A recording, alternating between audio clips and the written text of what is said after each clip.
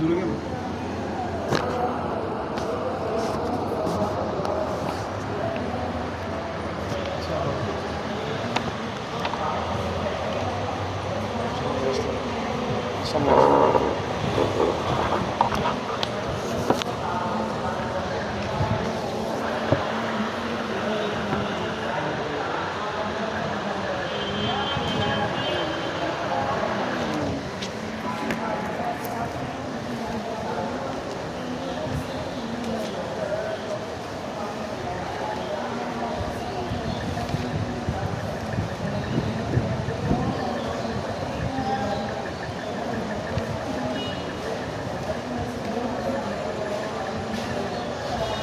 আচ্ছা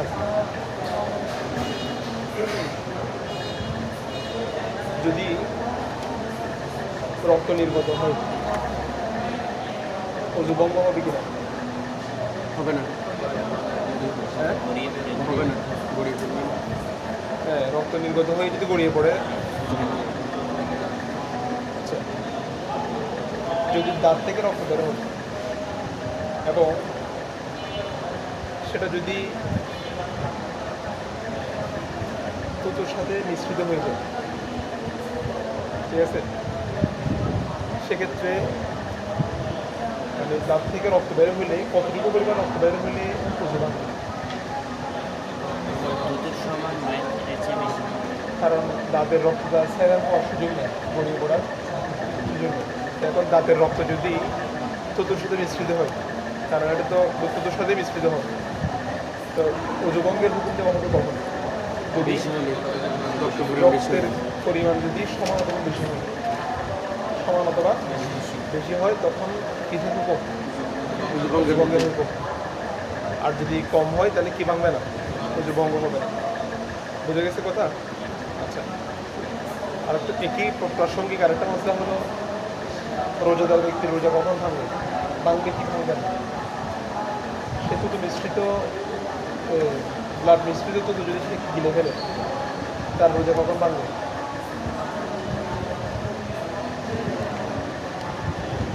যেই হুকুম ইয়ার জন্য, রোজা ভঙ্গের জন্য একই হুকুম রোজা ভঙ্গের জন্য, মানে ওই পরিমাণ ব্লাড যদি সে গিলে ফেলে, সমান অথবা বেশি, সমান অথবা বেশি ব্লাড যদি সে গিলে ফেলে, ঠিক আছে, যেটার মধ্যে লবণাক্ততা কী হবে, অনুভব হবে, ওই ব্লাডে ওই গিলে ওটা গিলে দিয়ে ফেলে, তখন সে তার কী ভেঙে যাবে?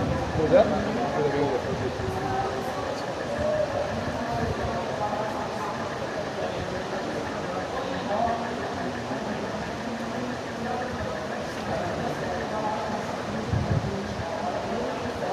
ক্ষতর স্থান থেকে যদি রক্ত বের হয়, সেটা ক্ষতর স্থান থেকে গড়িয়ে পড়ে না, কি হুকুম? অজু হবে।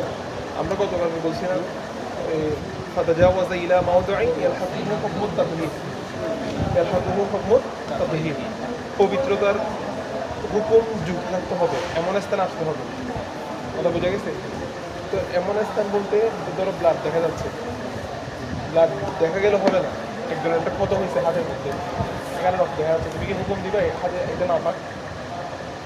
হ্যাঁ না, সেটা কি কি কী হতে হবে? গড়িয়ে তুলতে হবে। অথবা ওই যে নাকের ভিতর থেকে রক্ত বের হয়েছে, রক্তটা নাকের ভিতরে থেকে গেছে বের হয়ে, তোমার অনুভব হচ্ছে যেটা আসতেছে, কিন্তু সেটা কি হয় নাই, কারণ মৌদার মধ্যে আসে না, ঠিক আছে? আরেকটা মাসলা বলছিলাম যে রক্ত যদি বের হয়, সেটা যদি কাপড়ের মধ্যে লাগে, কাপড় নাপাক হবে কিনা? হ্যাঁ হবে। বেশি হলে- রক্ত হচ্ছে, কম পরিমাণে। রক্ত যদি রক্ত কিন্তু নাজাসাতে গলি যায়, ঠিক আছে, কিন্তু সেটা যদি মানুষের রক্ত, সেটা যদি কিসের মধ্যে লাগে, কাপড়ে লাগে, এটা তখন হচ্ছে ইমাম আবু ইউসুফ রহমতুল্লাহ আলের মত, মানে এই রক্তটা নাপাক হবে কি এটা নিয়ে যেমন ইমাম আবু ইউসুফ রহমতুল্লাহ আলের মতো হবে না, মহম্মদের মধ্যে হয়ে যাবে, তবে এটা তদবিতে দেওয়া হয়েছে এরকম কাপড়ে লাগলে হবে না, তখন আমরা ইমাম আবু ইউসুফটা অনুসরণ করতেছি। আর পানিতে পড়লে হয়ে যাবে, কারণ মনে করো সফর অবস্থার মধ্যে যে কোনো সুরতের মধ্যে তোমার কাপড় নষ্ট হলে আর একটা বিকল্প কাপড় নাও থাকতে পারে, কিন্তু পানি নষ্ট হয়ে গেলে পানির বিকল্প কি আছে? তায়াম্মুম আছে। তায়াম্মুম আছে, সমস্যা আছে। এই জন্য পানিতে পড়লে হচ্ছে নাপাক, কাপড়ে বাঁধলে পাক। ওই কাপড় দিয়ে কী পড়া যাবে? নামাজ পড়া, যে কাপড়ের মধ্যে রক্ত রাখবে সেই কাপড় দিয়ে নামাজ পড়া যাবে। আচ্ছা, একটা বালতির মধ্যে যদি কোথাও থেকে যে রক্ত বের হতে পারে, রক্তের পরিমাণ দিতে ভাই কাপড়ে লাগলে, রক্তের পরিমাণ যতটুকুই হোক কাপড়ে লাগলে এটা কি হবে না, ওই কাপড় দিয়ে নামাজ পড়া যাবে। ঠিক আছে? আর যদি অন্য কারো রক্ত নিজের থেকে নির্গত হওয়া রক্ত, এমনি যদি একটা বালতির মধ্যে যদি বালতি এটা নাপাক হয়ে যাবে, কারণ সেটা হচ্ছে কিল্লাতুল মা, অল্প কম পানি, আবদ্ধ পানি। আচ্ছা দেখো, এরপরে বমির কথা বলছিলাম। অজুভঙ্গের একটা কারণ কি? বমি। বমি কয় প্রকার বলছি? কয়েক প্রকারের বমি বলছি। তো সেখানে কি কি কিসের কিসের কথা বলছিল? তোমার নোটও রাখো নাই মনে হয়। কি কি কি মানে 3 ধরনের বমি করলে অজু ভেঙে যাবে। এটা হচ্ছে মাউন, তোয়ামুন, দামুন। রক্ত বমি, খাবার এবং পানি। কেউ এই বমিগুলো করলে, তো কেউ বমি করছে কিন্তু সবগুলো হচ্ছে কম, কি ভাঙবে না? অজু ভাঙবে না। আচ্ছা, এই 3 প্রকারের মধ্যে অজু ভাঙবে। ঠিক আছে? আর যদি ধরো একজন মানুষ এখন এক গ্লাস ফ্রেশ পানি খাইছে, খাওয়ার সাথে সাথে একই পানিগুলো আবার বমি করে দিচ্ছে, কি হুকুম দিবা? ভাঙবে না যে? এখন বললাম না পানি তিন ধরনের। হ্যাঁ, কেন পেটে জানে কে বলছে নাকি গলা আটকে ছিল? এগুলো পেট থেকেই আসছে, বমি করছে বলছে না, তো বমি করতে থেকে আসে, ভেতর থেকে আসে, যদিও উপরের ভাগ থেকে আসে। ঠিক আছে? এটার সাথে ওই সাবিলানের সম্পর্ক নেই, কথা বুঝে গেছে। এই জন্য এটা নিয়ে একটা লাভ আছে, বমি অজু বাংলা এটা নিয়ে। আচ্ছা, এই মাসলাটা এখানে আছে যে ওয়ালাউ শারিবা মা আন ফাকাহু সফিয়ান নাকাদা ওয়াদুহু। কেউ পানি পান করলো, এরপরে এই পানিটা সে বমি করে দিল, তার ওযু ভেঙে যাবে। আচ্ছা, সে যদি পৃথক পৃথক জায়গায় যদি বমি করে, এখানে একটু করছে এখানে একটু করছে এরকম বমি করে, তাহলে সব যদি আন্দাজ থেকে সব মিলিয়ে তার মধ্যবর্তী বমি সমান, তাহলে কি ভেঙে যাবে? ওযু ভাঙার হুকুম দেওয়া হবে। এগুলো হলো পুরোই মাসালা, এগুলো মাথায় রাখতে হবে। আচ্ছা,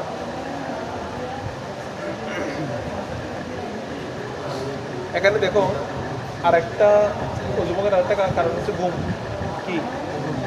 ঘুম। এটা কিন্তু উসুলের সাথে সম্পৃক্ত বিষয়, এই জন্য বলতেছি।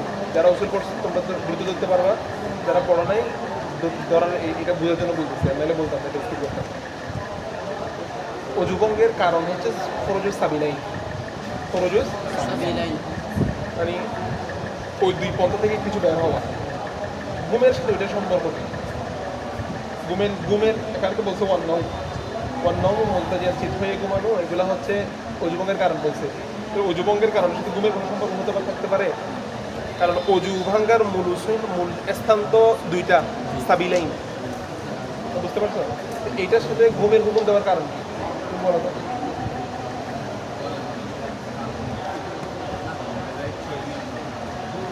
এটা ঠিক আছে, কিন্তু ওখানে করছে ইস্তেফাউল মাফ আছে, ঠিক আছে, কিন্তু এটা বোঝাতে চাচ্ছি হুকুম হচ্ছে অজু করতে হবে। অজু ভাঙার হুকুম দিলাম, এটার ইল্লত কি? ইল্লত নিশ্চয়ই সাবিলাইন থেকে বের হইতে হবে না। ইল্লত তো নৌম না, ঘুমাইলেই আমাকে অজু করতে হবে। ঘুমের সাথে অজু ভঙ্গের কারণে ইয়া কোথায়? হ্যাঁ, গিলা হয়ে যাবে। আমরা কি এরকম উসুল করি নাই যে হুকুম বাস্তবায়ন হওয়ার জন্য ইল্লত প্রয়োজন, তবে যেখানে ইল্লত বের করাটা সম্ভব নয়, করছে কি না, যেখানে ইল্লত বের করাটা কি নয়, সম্ভব নয়, সেখানে সববকে ইল্লতের স্থানে নিয়ে আসা হয়। সববকে, ঘুম হচ্ছে সবব। অজু ভেঙে যাওয়া, ঘুম অবস্থার মধ্যে বায়ু বের হওয়াটা হচ্ছে ইল্লত, অজু করাটা হচ্ছে হুকুম। তোমাকে অজু করতে হবে, এই হুকুমটা দিচ্ছি কেন, এটার সরাসরি ইল্লত হচ্ছে বায়ু বের হওয়া। কথা বুঝো না? কিন্তু ঘুমের মধ্যে মানুষটা তুমি অজু কারণ করে ঘুমাইছে 1 ঘন্টার জন্য, ঠিক আছে, তুমি বলছো যে আমি তো শিওর আমার নিজের উপর নিয়ন্ত্রণ আছে, আমার ঘুম ইয়া হবে না, ঠিক আছে, অজু ভাঙবে না, এরপরেও তুমি শিওর এটা কখনো শিওর বুঝতে পারবে না। ঠিক আছে, ঘুমের মধ্যে তোমার কি থাকবে না, নিয়ন্ত্রণ থাকবে না। তাহলে এখানে তোমার উজু ভাঙছে কি ভাঙে নাই, বায়ু বের হয়েছে কি হয় নাই, এটা ইল্লত জানা কিনা সম্ভব। যেই হুকুমের ইল্লত জানা পরিপূর্ণভাবে ইল্লত জানা সম্ভব নয়, সেখানে সবককে কিসের স্থান নিয়ে আসা হয়? এই হুকুম, এই কথাটাকে পড়ো নাই উসুল সাজিবে। এই জন্য কেন বলছে ওয়ান নাও মোতাজা, নাইলে ঘুমটা যে অজুভঙ্গের কারণে আমাদের কেন আনা হয়েছে এটা বুঝতে পারছি এখন। এটা এই উসুলটা আরো কয়েকটা আসবে কি বিধান যারা পড়ে তোমরা কি বুঝতে পারছো এই জিনিসটা? একটা বিধান সাবেত হওয়ার জন্য একটা হুকুমের জন্য কি লাগে? ইল্লত লাগে। মানে প্রত্যেকটা বিধানের একটা কারণ লাগে, এটা কেন হয়েছে। যেমন অজু বঙ্গের যত হুকুম আছে মূল ইল্লত হচ্ছে ফরজুস সাবিলাই। এখানে বলছে ঘুমাইলে অজু করতে হবে, তো ঘুমটা তো সরাসরি কি হতে পারে না, অজুর ইল্লত হতে পারে না। আমি ঘুমাবো, আমার ঘুমের সাথে অজুর কি সম্পর্ক? কথা বোঝা নেই। অজুর মূল তো কিছু বের হওয়া, তো বলছে ঘুমানোটা হচ্ছে সবব। ঘুমানোটা কি সবব, আর ঘুমের মধ্যে তোমার বায়ু বের হয়েছে এটা হচ্ছে ইল্লত। এইটার উপর ভিত্তি করে কি হুকুম দেওয়া হয়েছে? অজু ঘুমাইলে কি করতে হবে? অজু করতে হবে। কারণ এখানে ইল্লতটা সঠিকভাবে জানা যায় না। তুমি তোমার ঘুমের মধ্যে অজুটি কি ভাঙছে নাকি ভাঙে নাই, এটা কেউ নিশ্চিতভাবে বলতে পারবে না। তো যে বিধানের ইল্লতটা কারা, যারা সিআইডি, যে বিধানটা কি করতে পারে না, সঠিকভাবে সন্ধান করতে পারে না, যে হুকুমের ইল্লত সঠিকভাবে বের করতে পারে না, সেখানে সবকে ইল্লত রাস্তা নিয়ে আসে। বুঝে গেছে এখন? আবার বলবো যে সামনে আরও আসবে বিধান, একই উসুলটা আরও আসবে। পার্থক্য আছে। সবব হচ্ছে রাস্তা, তোমার হাঁটাটা হচ্ছে ইল্লত, তোমার জামিয়াতে আসাটা হচ্ছে হুকুম। বিভিন্ন হাটের রাস্তাটা হচ্ছে তোমাকে সহযোগিতা করছে, কারণ রাস্তা না থাকলে তুমি কোন দিকে আসবে। কথা বুঝে গেছে? আমাদেরকে আরেকটা উদাহরণ দিচ্ছিল, এটা বলো যায় উসুলের শরীরে আরেকটা উদাহরণ আছে। এটা তো সরকার একটা উদাহরণ আছে, আরেকটা উদাহরণ ছিল, সেটা হচ্ছে কূপ থেকে পানি তোলা। কূপ থেকে কি তোলা? রশি দিয়ে আমি বালতি দিয়ে কি তুললাম, তো রশিটা হচ্ছে সবব, বালতিটা হচ্ছে ইল্লত, আর পানি তোমার পানি নেওয়ার বিষয়টা বাস্তবায়ন করছে কে? বালতি। সহযোগিতা করছে কে? রশিটা হচ্ছে সবব। সবব সরাসরি হুকুমের কাছে যেতে পারে না। রশি একটা দিয়ে তুমি সারা দিয়ে পানিতে না লেখা কি আসবে, কথা বোঝো না। তা আরেকটা হচ্ছে ধরো তোমার সবব হচ্ছে রাস্তা, জামিয়াত আছে কি আছে ইল্লত, তুমি হাঁটতেছো না, তুমি জামিয়াত আসতে পারবা? মানে মূল হচ্ছে হুকুমে আসার জন্য কি লাগবে? ইল্লত লাগবে। তাহলে সবব হচ্ছে ইল্লতকে সহযোগিতা করে যে কি পর্যন্ত আসার জন্য, হুকুম পর্যন্ত আসার জন্য। সবব ইল্লতকে কি করে যে হুকুম আসার জন্য সহযোগিতা করে। মানে ঘুমটা তোমার অজু করার জন্য ওই তোমার ওই ইল্লত বাস্তবায়নের দিকে কি করে একটা মাধ্যম হয়েছে আর কি। কথা বোঝো না? কারণ ঘুমাইলে ইল্লতটা হয়ে যেতে পারে। ইল্লতটা কি? অজু ভেঙে যাওয়া, বাতাস বের হওয়া, এটা হইতে পারে। এটার উপর ভিত্তি করে হুকুম দেওয়া হয়েছে কি অজু করতে হবে। আরও বুঝবে সামনে। এরপরে দেখো ওয়ান্নাউ মুতাজিয়া বলছে মুত্তাকিয়া নাও মুস্তানিদান, এগুলো তো বলা হয়েছে না? ইলা শাইইন লা উযিলা লাস্তাকাতা আনহু। আচ্ছা, এরপরে দেখো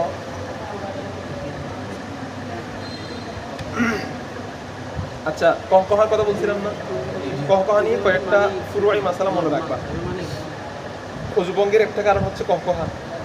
এটা যে অজুভঙ্গের কারণ, এটা হচ্ছে কিন্তু ওটার মধ্যে মানে এটার সাথে কহকহার সাথে কি ফরজুস সাবিলের কোনো সম্পর্ক আছে নাই। তবে এটার ইল্লত কি বলছি? ইস্তেহজা, কারণ নামাজকে বিদ্রুপ করার মতো এটা, এই জন্য এটা এই হুকুম দেওয়া হয়েছে। এটা মনে রাখবা। হ্যাঁ, এখানে কহকহাটা হচ্ছে ইচ্ছাকৃত হোক আও সাহিয়ান বলে হোক, মোতাওয়াদ্দিয়ান আও মোতায়াম্মিনা। নামাজের মধ্যে কেউ ইচ্ছাকৃতভাবে দিক অট্টহাসিটা, অথবা অনিচ্ছাকৃত। অনিচ্ছাকৃত মানে তুমি মানে বুঝে শুনে দাও নাই, আরেকজনে তোমার অটোমেটিক চলে আসছে অট্টহাসি। এগুলো তো বদরিকা আউলা, তোমার নামাজের মধ্যে মিলান নাই যে সেজন্য বুঝতে পারছি তো। তবে বন্ধু বলতে কোন শ্রেণীর বন্ধু? এগুলা বালেগের মানে বালেগ হওয়ার পরে হলে তো অটো ভেঙে যাবে, কিন্তু বাচ্চাদের ক্ষেত্রে কথা আছে, ঠিক আছে? বাচ্চাদের ক্ষেত্রে নামাজ ফাসদ হবে, কিন্তু কি ফাসদ হবে না? অজু ফাসদ হবে না। দেখো কহার ক্ষেত্রে সে নিজে আওয়াজটা নিজেও শুনবে, তার পার্শ্ববর্তী জন শুনবে, ঠিক আছে? আর দেহেকের ক্ষেত্রে তার পাশের জন শুনবে না, শুধু সে নিজের উপর সেটা অনুভব হবে। আচ্ছা, তো দেহের ক্ষেত্রে ভেঙে যাবে, অট্টহাসিটা, নামাজ ভেঙে যাবে। হ্যাঁ, অট্টহাসিটা ইচ্ছাকৃতভাবে দিক অথবা অনিচ্ছাকৃত, সে ওই যে অবস্থায় থাকুক অথবা তাই এমন অবস্থায় থাকুক, সকল অবস্থায় ঠিক ভেঙে যাবে, ভেঙে যাবে। আচ্ছা, হ্যাঁ, এখানে মনে রাখবা, সে তো যদি কম হারে সেক্ষেত্রে তার অজুও যাবে, নামাজও যাবে। কিন্তু সে যদি দেহেক দেয় সেক্ষেত্রে তার নামাজ ফাঁস হয়ে যাবে, ঠিক আছে? কিন্তু কি ভাঙবে না, অজু, মানে সে নামাজটা আবার করতে হবে তাকে। দেহেক দিলে নামাজটা পুনরায় ইয়াদা করতে হবে, কিন্তু কি করতে হবে না, অজু করতে হবে না। তো দেহেকের সংখ্যা কি বলছি, সে নিজে হাসবে যে পাশের জন শুনবে না, এটা হচ্ছে দেহেক। নামাজের পরে পাশের জন বলবো তুমি কি নামাজ পড়ছি, তোমার আসিল্লায় নামাজ পড়ি না হবে, তার মানে তুমি দিতে, এটা হচ্ছে কি কহা, ঠিক আছে? এটা হচ্ছে এক ধরনের সংজ্ঞা। আচ্ছা, আর তাবাসসুম দিলে কোনোটাই নষ্ট হবে না নামাজের মধ্যে। এমনিও বলা হয়েছে যে কেরাতের প্রতি এতটা মনোযোগী হবে, যখন জান্নাতের কথা আসবে তখন তোমার চেহারার মধ্যে একটা ফুলকি থাকতে হবে, আনন্দের একটা রেখা রাখতে হবে তোমার চেহারায়। জাহান্নামের কথা যখন বলবে তখন ভীত সন্তুষ্ট হয়ে যেতে হবে, ঠিক আছে? আচ্ছা, এরপর দেখো, যদি নামাজের মধ্যে কোনো ব্যক্তি ঘুমাই গেছে,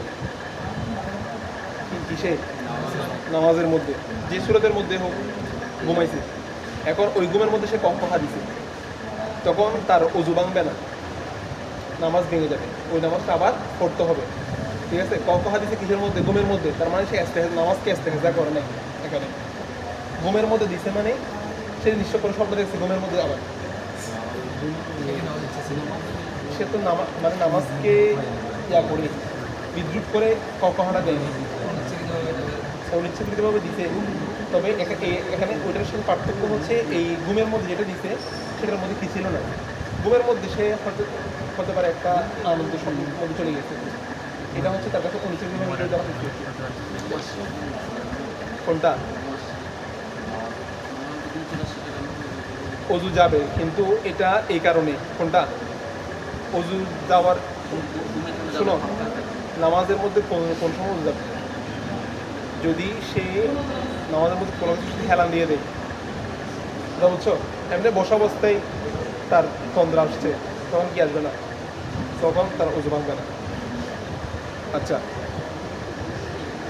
দেখো, যদি তাহলে নামাজের মধ্যে যদি কি হয়, নামাজের মধ্যে যদি সে ঘুমিয়ে যায়, এই ঘুমের মধ্যে সে কি স্বপ্ন দেখছে, ওই স্বপ্নের মধ্যে সে কহা দিছে, তখন তার কি ভাঙবে, যে তাকে ওই নামাজটা আবার পুনরায় আদায় করতে হবে। কি করতে হবে না, অজু করতে হবে না। কোনটা তুমি এমনি একটু করে একটু যদি তন্দ্রা আসে, তোমার দেখবে যে এই সেই কথাগুলো আসতেছে মাথায় ঘুরতেছে। আচ্ছা,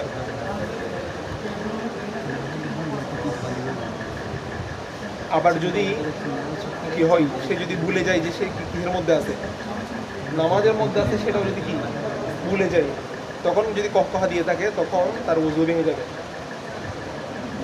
মানে সে এতটা গালেব হয়ে গেছে, সে যে নামাজের মধ্যে আছে সেটাও সে কি হয়ে গেছে, ভুলে গেছে। মানে এরকম হয় না যে সে নামাজ পড়তেছে, কিছুক্ষণ ঘুম আসতেছে, কিছুক্ষণ ইয়া হচ্ছে, মানে তার একটা নামাজের সাথে একটা সম্পর্ক আছে, তাল্লুক আছে, কিন্তু ঘুম আসতেছে কিছুক্ষণ পর পর, কথা বুঝছো?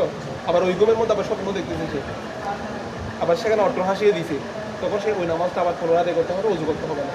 কিন্তু সে যে নামাজের মধ্যে যে আছে, তার মানে নামাজের মধ্যে আছে এটা ভুলে গেছে, মানে কি, তার মানে তার ঘুমটা কি হয়ে গেছে, গালেব হয়ে গেছে, সে তার নামাজের নিয়ন্ত্রণ নেই, আর নিজের উপর নিয়ন্ত্রণ নেই, তখন সেক্ষেত্রে তাকে অজুও করতে হবে, অজু ভেঙে যাবে, ইনকাজা অজু। সালাত তাসবিহ বড় সময় তার দিনে বলবা সালাত তাসবিহ, তার সালাত তাসবিহ যদি আখের ওয়াক্তে পড়ো রাতে, তখন দেখবে যে পিছন থেকে আর কেউ উঠতেছে না, এরকম হতে পারে স্মৃতি থেকে। আচ্ছা, এগুলো বুঝে গেছে?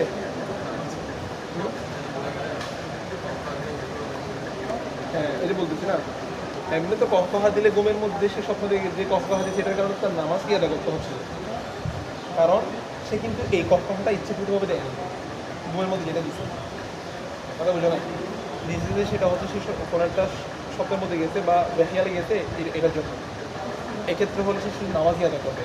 কিন্তু যদি তার নিজের উপরে যদি নিয়ন্ত্রণ না থাকে, সে যে নামাজের মধ্যে আছে সেটাও যদি না জানে, তখন তাকে অজুসহ করতে হবে। এই হচ্ছে বালেগের নামাজ। আর যদি শিশু যদি কহকহা দেয়, তখন তার অজু ভাঙবে না, তাকে নামাজটা কোনোটা কী করতে হবে, ইয়াদে করতে হবে, কারণ সে তো নামাজের হাকিকত এখনও কী করে না, পরিপূর্ণভাবে বুঝে না। এই জন্য তার কাছে ওই বালেগের শাস্ত্রে তাকে দেওয়া হবে না। এই জন্য দেখবা যে নাবালেগ যারা অনেক বেশিরভাগ করে জোগাড়া ছেলেরা, ঠিক আছে, এগুলো কহকহা দেয়, হাসাহাসি করে, এগুলোকে নামাজটা পুনরায় করতে হবে, কিন্তু অজু ভাঙবে না, নামাজ ফাসেদ হয়ে যাবে। আচ্ছা,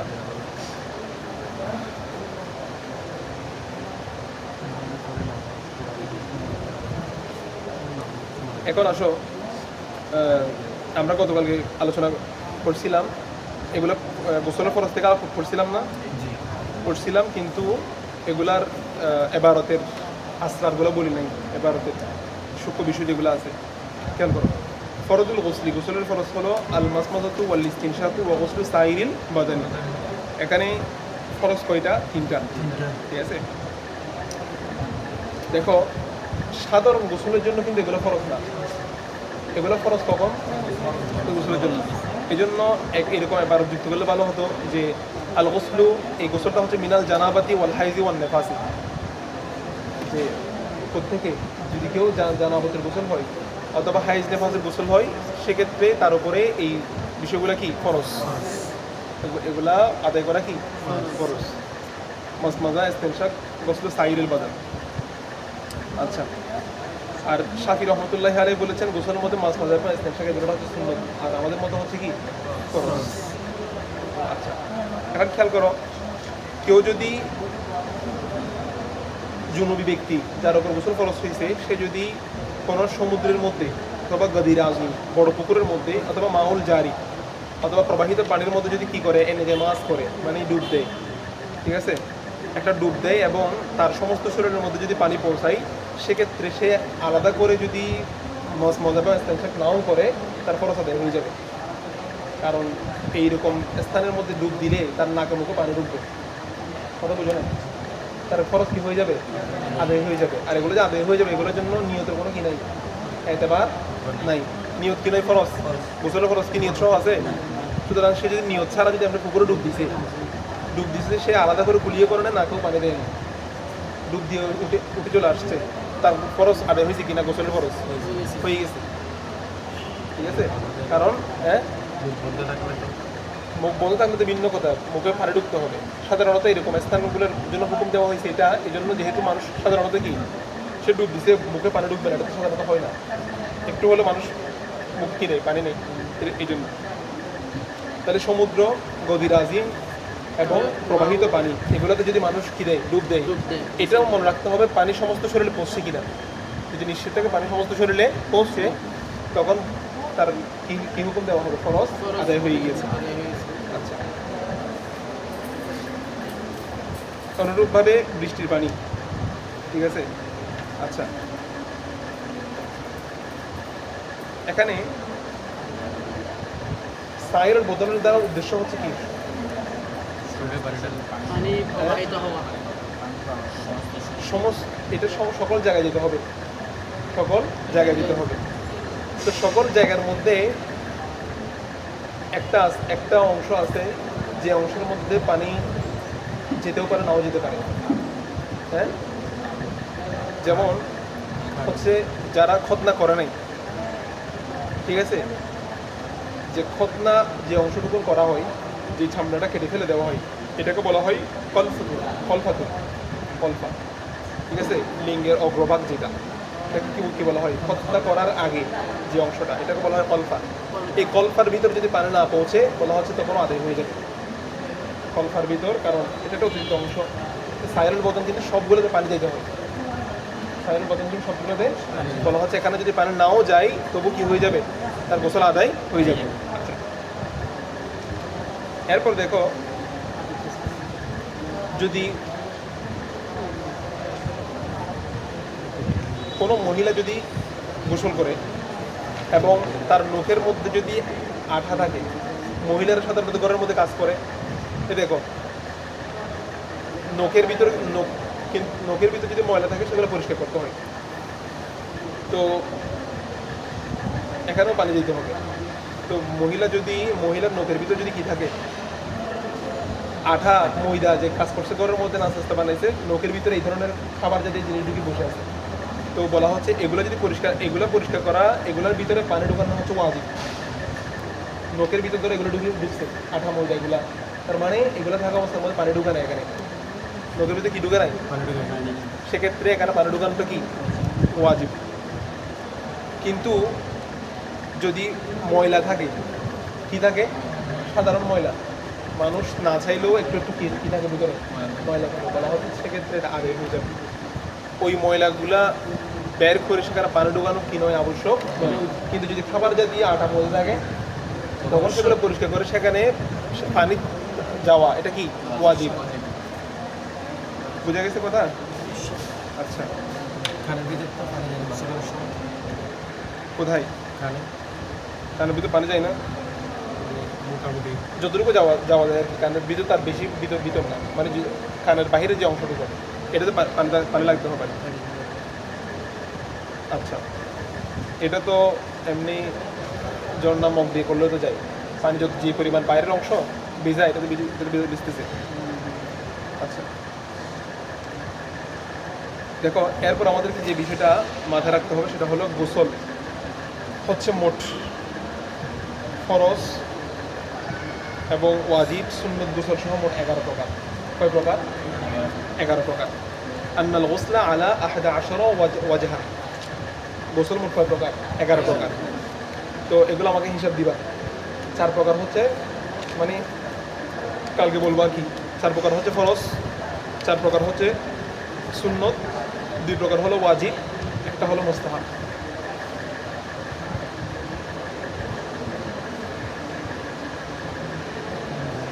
حقيقة في شيء لماذا تأخرت يا أخي الكريم؟ ليس চারটা ফরজ, চারটা ওয়াজিব, দুইটা দাঁড়াও, চারটা ফরজ, চারটা সুন্নত, দুইটা ওয়াজিব আর একটা মুস্তাহাব। তাহলে কয়টা হয়ে যাও? 11টা। মুস্তাহাব একটা ধরছে আর কি, সাধারণত এবাদতকে কেন্দ্র করে মুস্তাহাব অনেকগুলো, মুস্তাহাব মানে যেগুলো পছন্দনীয় বিষয় অনেক থাকতে পারে, তো অনেক থেকে একটা নিচে একটা ধরা হয়েছে। এগুলা ওই আসবে মানে ওয়াজিব যে বলা হয়েছে এগুলা মানে এরকম না যে এটা আমি যে গোসল করতে আমার গোসলের ভিতরে ওয়াজিব, এটা দুইটা বিষয়কে কেন্দ্র করে ওয়াজিবটা বলা হয়েছে। কথা বুঝে গেছে? এটা মানে এবাদতের ভিতরেই ফরজ ওয়াজিব এরকম না। বুঝা গেছে কথা? তাহলে প্রথমে দেখো চারটা ফরজগুলো কি কি বলো তো? ওই ফরজ কয়টা বলছি যে, হ্যাঁ এখানে ফরজ মানে গোসলের ফরজ 4টা বলিও না, 4টা কারণে গোসল ফরজ হয়। এখানে আসতেছি তো 4টা বলতেছি আমি তোমাদেরকে একটা একটা। 1 নাম্বার হলো সেটা একটু ওখানে এবারতের মধ্যে আরেকভাবে বলবে, এখানে হচ্ছে সেটা হলো হসফা বা ইলতিকাউল খতনাইন। ইলতিকাউল খতনাইন অর্থাৎ 2 লজ্জাস্থান একত্র হওয়া, 2 লজ্জাস্থান কি হওয়া? একত্র হওয়া। এটা 1 নাম্বার গোসল ফরজ হওয়া 1 নাম্বার কারণ। সেক্ষেত্রে এনজাল হোক অথবা না হোক কি হবে? গোসল ফরজ হবে 1 নাম্বার। 2 নাম্বার হলো এনজাল হওয়া শাহওয়াত সহকারে, আল ইনজালু আন শাহওয়াতি, আল ইনজালু আন শাহওয়াতি, শাহওয়াত সহকারে কি হওয়া? এনজাল হওয়া। এক্ষেত্রে আগেরটা ছিল যে এনজাল হোক অথবা না হোক, 2 নাম্বারটা বলতেছি এনজাল শাহওয়াত সহকারে কি হওয়া? গোসল ফরজ। 3 নাম্বার হলো হায়েজ, 4 নাম্বার হলো নেফাস। তাহলে গোসলের ফরজ কয়টা? গোসল ফরজের কারণ কয়টা বললাম? আচ্ছা, এরপরে সুন্নত হলো 4টি। 1 নাম্বার হলো গোসলুল জুমা, জুমার গোসল। এখানে কয়টা দিবে? ঈদের গোসল, এহরামের গোসল, এহরামটা হজের এহরাম হোক ওমরার এহরাম হোক। 4 নাম্বার হলো আরাফা। তাহলে সুন্নত কয়টা? 4টা। 2টা হলো ওয়াজিব, একটা হচ্ছে মৃত ব্যক্তিকে গোসল দেওয়া, আর একটা হলো গোসলুন নাজাসা, এমনি থেকে অপবিত্রতা থেকে অপবিত্রতার গোসল, ঠিক আছে? হ্যাঁ, ফরজ গোসল, সেটা এখানে ওয়াজিব, ফরজের অর্থে ফরজকে ওয়াজিবের অর্থে আসতে পারে, অসুবিধা নেই। তাহলে মৃত ব্যক্তিকে গোসল দেওয়া এবং নাজাসাতের গোসলুন নাজাসাত, গোসলুন নাজাসাতের, নাজাসাতের গোসল, ঠিক আছে? এটা আলোচনা করবো আমি, এগুলো একটু বিশ্লেষণ করবো।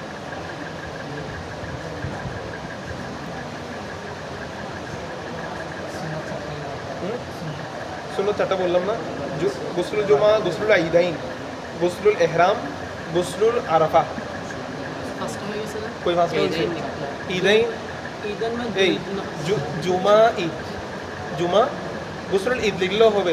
ঈদ মানে ঈদের ভিতরে দোনো ঈদ চলে আসছে, তুমি সেখানে আবার ঈদে বেলা তুমি ঢুকাইতে পারবা, সব সব সব ঈদ ঢুকাই ফেলতে পারবা, ঠিক আছে? ভালো রেজাল্ট করলেও একটা গোসল দিয়ে দিবা, তার মানে সেটা এটা একটা ঈদ, তো ঈদে এটা একটা ঈদের গোসল। হ্যাঁ, কি? হ্যাঁ, লিখছো? তারপর গোসলুল নাজাস, তাহলে ওয়াজিব কয়টা? দুইটা, গোসলুল মাউতা, গোসলুল নাজাসা। তারপরে আরেকটা বলছে মুস্তাহাব, মুস্তাহাব একটা লিখো, সেটা হচ্ছে গোসলুল কাফের, ইদা আসলামা, গোসলুল কাফিরি অথবা কাফিরতি, কাফেরা যখন ইসলাম গ্রহণ করবে তখন গোসল করাটা হচ্ছে কি? মুস্তাহাব। মুস্তাহাব, মুস্তাহাব আরও অনেকগুলা লিখতে পারো। বালেক যদি প্রাপ্তবয়স্ক হয়, এই নাবালেক যদি বালেক প্রাপ্তবয়স্ক এমন হবে, নাবালেক যদি কি হয় বালেক হয় তখনও গোসল করাটা মুস্তাহাব। অথবা পাগল যদি তার হুঁশ ফিরে আসে, সে যদি এখন মজনুন থেকে যদি শীতকাল যদি চলে যায়, যদি ভালো হয়ে যায়, তখনও গোসল করানো হচ্ছে মুস্তাহাব। তাহলে এখন আসো, এগুলো লিখছো এগুলা?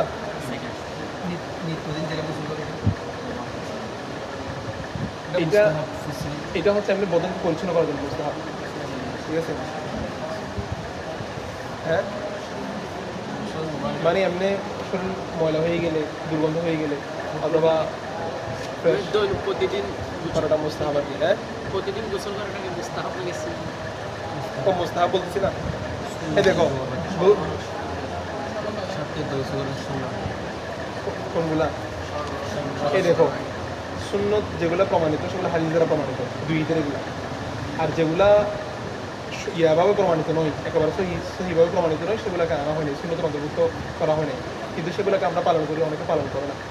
আমরা বরাতের সময় যেগুলা গোসল বলি, রেওয়ায়ত বলি, এগুলা আহলে হাদিস বা আমরা এগুলো কবুল করে না। তো আমরা বলি যে আমলের ক্ষেত্রে দলিল কি গ্রহণযোগ্য, এগুলোর ক্ষেত্রে মনে হয় খারাপ না, এগুলো সবাই গ্রহণ করে। দেখো তাহলে প্রথমত গোসল ফরজকারী কয়টা? চারটা কারণে গোসল ফরজ হয়। এক নাম্বার কি বলছি? ইলতিকাউল খতনাইন, ঠিক আছে? সেটা হচ্ছে হাসফা। হাসফা মানে কি? হাসফা, হা শিন পা গুলতা। হাসফা মানে হচ্ছে পুরুষ অঙ্গ, আরবিতে বলা হয় কি হাসফা। এই হাসফা যদি গায়েব হয়, অর্থাৎ সেটা যদি অন্য লজ্জাস্থানের সাথে যদি মিলিত হয়, সেক্ষেত্রে সেটা কবুলিন হোক আর দুবুরিন, ঠিক আছে? এখানে এগুলো মাসলা হিসেবে বলতে হচ্ছে, এগুলো অ্যালাম হিসেবে এগুলো বাদ দেওয়ার সুযোগ নেই, ঠিক আছে? জানার জন্য বলতে হচ্ছে, মানে সেটা কবুলিন হোক আও দুবুরিন হোক। সাধারণত মনে রাখবা, আমরা এখানে এবারতের মধ্যে পড়বো যে হচ্ছে খতানাইন, এলতেকাউল কি আছে এবারতে? এলতেকাউল খতানাইন। খতানা বলা হয় সামনের অংশকে, খতানা বলা হয় কি? বলা হয় যে খতনা করছে, এই খতনাটা হচ্ছে আরবি দিকে আসছে আর কি, খতনা করা সামনের অংশকে। এখন খতানায় মানে দুই খতানা, মানে দুই সামনের অংশ, পুরুষের সামনে এবং মুয়ান্নাসের সামনে, ঠিক আছে? সেটা দুটোটা হচ্ছে কবুলিন, দুটোটা কি সাধারণত আকসার হচ্ছে এটাই মানে গ্রহণযোগ্য, ঠিক আছে? যেটা জামা সেটার ইস্তেমালটা কি খতানাইন মানে কবুলিন। কিন্তু কেউ যদি দুপুরেও যদি হয়, মশলাটা তো আমাদেরকে এবারতে বলবে যে কিন্তু খতানাইন, কিন্তু কেউ যদি দুপুরেও যদি করে এবং তার হাসফা যদি গায়েব হয়ে যায়, অর্থাৎ গায়েব হয়ে যাওয়া মানে লিঙ্গ যদি দেখা না যায় সেক্ষেত্রে তার গোসল ফরজ হয়েছে বলে হুকুম দেওয়া হবে। কি ফরজ? গোসল ফরজ। যদি হসপা যদি কি হয়, গায়েব হয়। আচ্ছা, এখানে সেটা কবুলের হচ্ছে এবারতে বলবে, সেটা দুপুরে হলেও একই কথা। মনে রাখবা দুপুরে তো হারাম, দুপুরে কি কেউ যদি করেও তবু গোসল কি হবে? ফরজ হবে, ইনজাল হোক অথবা না হোক। এবং অনেকে লাওয়াতন করে, কি করে? লাওয়াতন করে না অনেকে, সেক্ষেত্রেও গোসল ফরজ। ঠিক আছে, কারণ এখানে হাসপা গায়েব হয়ে যায়। কথা বুঝে গেছে? এখানে আমি তোমাদেরকে উসুলটা বলি এবার। ওই আগের উসুলটা কি? সব যদি হুকুম ইল্লত সবব, হুকুম ইল্লত উসুলকে প্রয়োগ করে যদি মাসালা বুঝতে পারো, এই মাসালাটা স্থায়ী হবে বেশি। সেটা হচ্ছে কি, এই যে পুরুষাঙ্গটা অন্য অঙ্গের মধ্যে প্রবেশ করছে, এখন প্রবেশ করার পরে তার এনজাল হয়েছে কি হয় নাই, এটা জানাটা কি সম্ভব? হতেও পারে, নাও হতে পারে। এনজাল হতেও পারে, নাও হতে পারে। শিওরিটি দিয়েও বলা কি নয় সম্ভব। কিন্তু গোসল ফরজ হওয়ার জন্য সরাসরি ইল্লত হচ্ছে এনজাল হওয়া। কি হওয়া? এনজাল হওয়া। এখন সরাসরি আমাদেরকে হুকুমেই দিয়ে দিছে, যদি এলতাকা হয়ে যায়, দুইটা লজ্জাস্থান যদি মিলিত হয়, সাথে গোসল ফরজ। মিলিত হওয়া এটা হচ্ছে সবব, এনজাল হওয়াটা হলো ইল্লত, গোসল ফরজ হওয়াটা হলো হুকুম। এখন এই যে সেখানে এনজাল হয়েছে কি হয় না, এটা জানা কি নয় সম্ভব। আমরা বলছি যে হুকুমের ইল্লত জানা সম্ভব নয়, সেখানে সববের উপর ভিত্তি করে কি দেওয়া হবে? হুকুম দেওয়া হবে। যে হুকুমের মধ্যে ইল্লত জানা সম্ভব নয়, সেই হুকুমের মধ্যে কিসের উপর ভিত্তি করে? সবব হচ্ছে মিলিত হওয়া। মিলিত হলেই হুকুম দেওয়া হবে কি? আরও যেটা তোমরা জানো মাসালা, সেটা কি? একই উসুলটা মাথায় রাখো, একই উসুলের উপর ভিত্তি করে মাসালা বের হচ্ছে। স্বামী স্ত্রী নতুন বিয়ে করে খেলওয়াতে সহিহা করছে, মশলাটা সরাসরি উসুলের সাথে মধ্যে পড়ছিল। ওইটা প্রথম মশলাটা যেটা দিছিল এই উসুলের উপরে, করোনা এটা খেলওয়াতে সহিহার। এটা আর কি, স্বামী স্ত্রীকে হয়েছে, নির্জনে একাকিত্ব অবস্থান করছে, কিন্তু কি করে নাই? জামা বৈধি হয় নাই, জামা হয় নাই। শরীর কি হুকুম দিবে? স্বামীকে এরপর তালাক দিয়ে দিছে। স্বামী এরপর স্ত্রীকে দিছে, তালাক দিয়ে দিছে ওই নির্জন বাসের পরে। একাকিত্ব খেলওয়াতে সহিহা, যে খেলওয়াত মানে একাকিত্বটা শুদ্ধ প্রমাণিত, এটার পরে এটা পাওয়া গেছে। এটা পাওয়ার পরে খেলওয়াতে সহিহার সংখ্যা বলছিলাম, মনে আছে কিনা? কি বলো? মানে স্বামী স্ত্রী একাকিত্ব হওয়াটা হচ্ছে খেলওয়াতে সহিহা। তো এটাকে সহিহা কখন বলবো? খেলওয়াত স্বামী স্ত্রী এক জায়গায়, ওখানে ওই রেস্টুরেন্টে ঢুকলেই কি খেলওয়াতে সহিহা বলবো? এমন জায়গায় হতে হবে, এমন জায়গা হতে হবে যেখানে ওদের সম্ভাবনা থাকে। এমন জায়গায় স্বামী স্ত্রীকে একত্র হতে হবে যেখানে শরীয়তের কোনো বাধা নাই, মানুষের পক্ষ থেকে কোনো কি নাই। শরীয়তের পক্ষ থেকে বাধা নাই মানে রমজান ওরা একত্রিত হয়েছে। শরীয়তের হুকুম দিবে যে কি হয় না খেলওয়াত সহি, কারণ রমজানের দিন রোজা অবস্থার মধ্যে এটা কি হারাম। রোজাই তো হবে না। তার মানে শরীয়তের পক্ষ থেকে বাধা, অথবা মেয়েটার হায়েজ অবস্থায় ছিল, শরীয়তের পক্ষ থেকে বাধা, তার মানে এগুলো কি হবে না, একত্রিত হলেও শরীয়ত এটাকে খেলওয়াত সহি হিসেবে গণ্য করবে না। বুঝে গেছে মশালা? তাহলে খেলওয়াত সহিহা হবে কখন? যদি শরীয়তের পক্ষ থেকেও বাধা না থাকে, মানুষের পক্ষ থেকেও, এটাকে কি বলা হবে? যদি খেলওয়াত সহিহা হয়, খেলওয়াতটা যদি সহি প্রমাণিত হয়, তখন কি হুকুম দেওয়া হবে? সম্পূর্ণ তাহলে পূর্ণ মোহর দিতে হবে স্বামীকে। 20 লাখ টাকা দিয়ে আগ্রহ হয়েছিল, একদিনে খেলওয়াত সহিহা শুদ্ধ প্রমাণিত হয়েছে, পরের দিন তালাক দিয়ে দিতে, তাই কি দিতে হবে? 20 লাখ টাকা 10 লাখ টাকা দিতে হবে? হবে না, পূর্ণ মোহর দিতে হবে। কি দিতে হবে? পূর্ণ মোহর দিতে হবে। আচ্ছা, পূর্ণ মোহর যে দেওয়ার হুকুম দিছে, ঠিক আছে, পূর্ণ মোহর দেওয়া হুকুম হলো কখন? যখন মতি হবে, যখন কি হবে, জামা হবে, তখনই তাকে কি দিতে হয়? এখন খেলওয়াত সহিহার মধ্যে তারা তো কি করে নাই, ওই করে নাই, কিছুক্ষণ একাকিত্ব ছিল, ঝগড়াঝাটি করে বাইরে হয়ে গেছে, এরপরে তালাক হয়ে গেছে। কথা বুঝে গেছে? এখন ইল্লত ওই পূর্ণ মোহর দেওয়াটা হচ্ছে হুকুম, তুমি পুরো কি দিবা? মোহর আদায় করে দিবা, এটা হচ্ছে হুকুম। ইল্লত হচ্ছে ওদি হওয়া, ইল্লাত হচ্ছে কি, আর সবাব হলো খিলওয়াত প্রমাণিত হওয়া। এখন খিলওয়াত যখন প্রমাণিত হয়েছে, খিলওয়াতের মধ্যে আদৌ ওরা অধিক করছে কি করে নাই, এটা জানা কিনা সম্ভব নয়। এখানে জানা সম্ভব নয় মানে নুনুর আসে না, এটা বলার সময় নুনুর একটা প্রশ্ন করছিল হুজুরের শাসিতে, যে এটা ওরা ধরে এসে মিথ্যা কথা বলতে পারে না যে আমরা করি না, এগুলো আমরা করছি, বলতে শরীয়তের কথা শুনবে না, কারণ ওরা দুজনের মিথ্যা কথা বলার সুযোগ আছে। দুজন মিথ্যা কথা বলার কি আছে, কিরকম মিথ্যা কথা, একজন টাকার জন্য আরেকজন মান সম্মানের জন্য, মানে টাকার জন্য, মানে মান সম্মান স্বামী হাও বলতে পারে, নাও বলতে পারে, স্ত্রী হাও বলতে পারে, নাও বলতে পারে। কিরকম, স্বামী এসে বলবে যে আমি করছি, আমি এই কাজটা আমার পক্ষ থেকে আমি 20 লাখ টাকা দিলে দেবো, সমস্যা নেই। কেন, ওর পক্ষ থেকে তখন অপবাদ চলতেছে যে সে নপুংসক, তার কাছে কোনো কুওয়াত নাই। এটা প্রমাণ করার জন্য সে মিথ্যা কথা বলতেছে, এসে কি আমি করছি। আবার একই ব্যক্তি এসে আবার মিথ্যা কথা বলতে পারে আমি করি নাই, কখন বলবে, টাকা না দেওয়ার জন্য। টাকা না দেওয়ার জন্য। স্ত্রীর ক্ষেত্রে একই কথা, স্ত্রী এসে বলবে যে আমার হয়েছে, এটা মিথ্যা কথা বলতে পারে কখন, কেন, পুরা মোহর নেওয়ার জন্য, অথবা বলছে আমার সাথে হয় নাই, এটা বলতে পারে কেন, নিজেকে পরিষ্কার রাখার জন্য। পরিচ্ছন্ন প্রমাণ করার জন্য, যাতে আর জায়গায় কি হয়ে যায়, বিয়ে হয়ে যায় দুজন। তাহলে দুজনের মিথ্যা কথা বলার কি আছে, সুযোগ।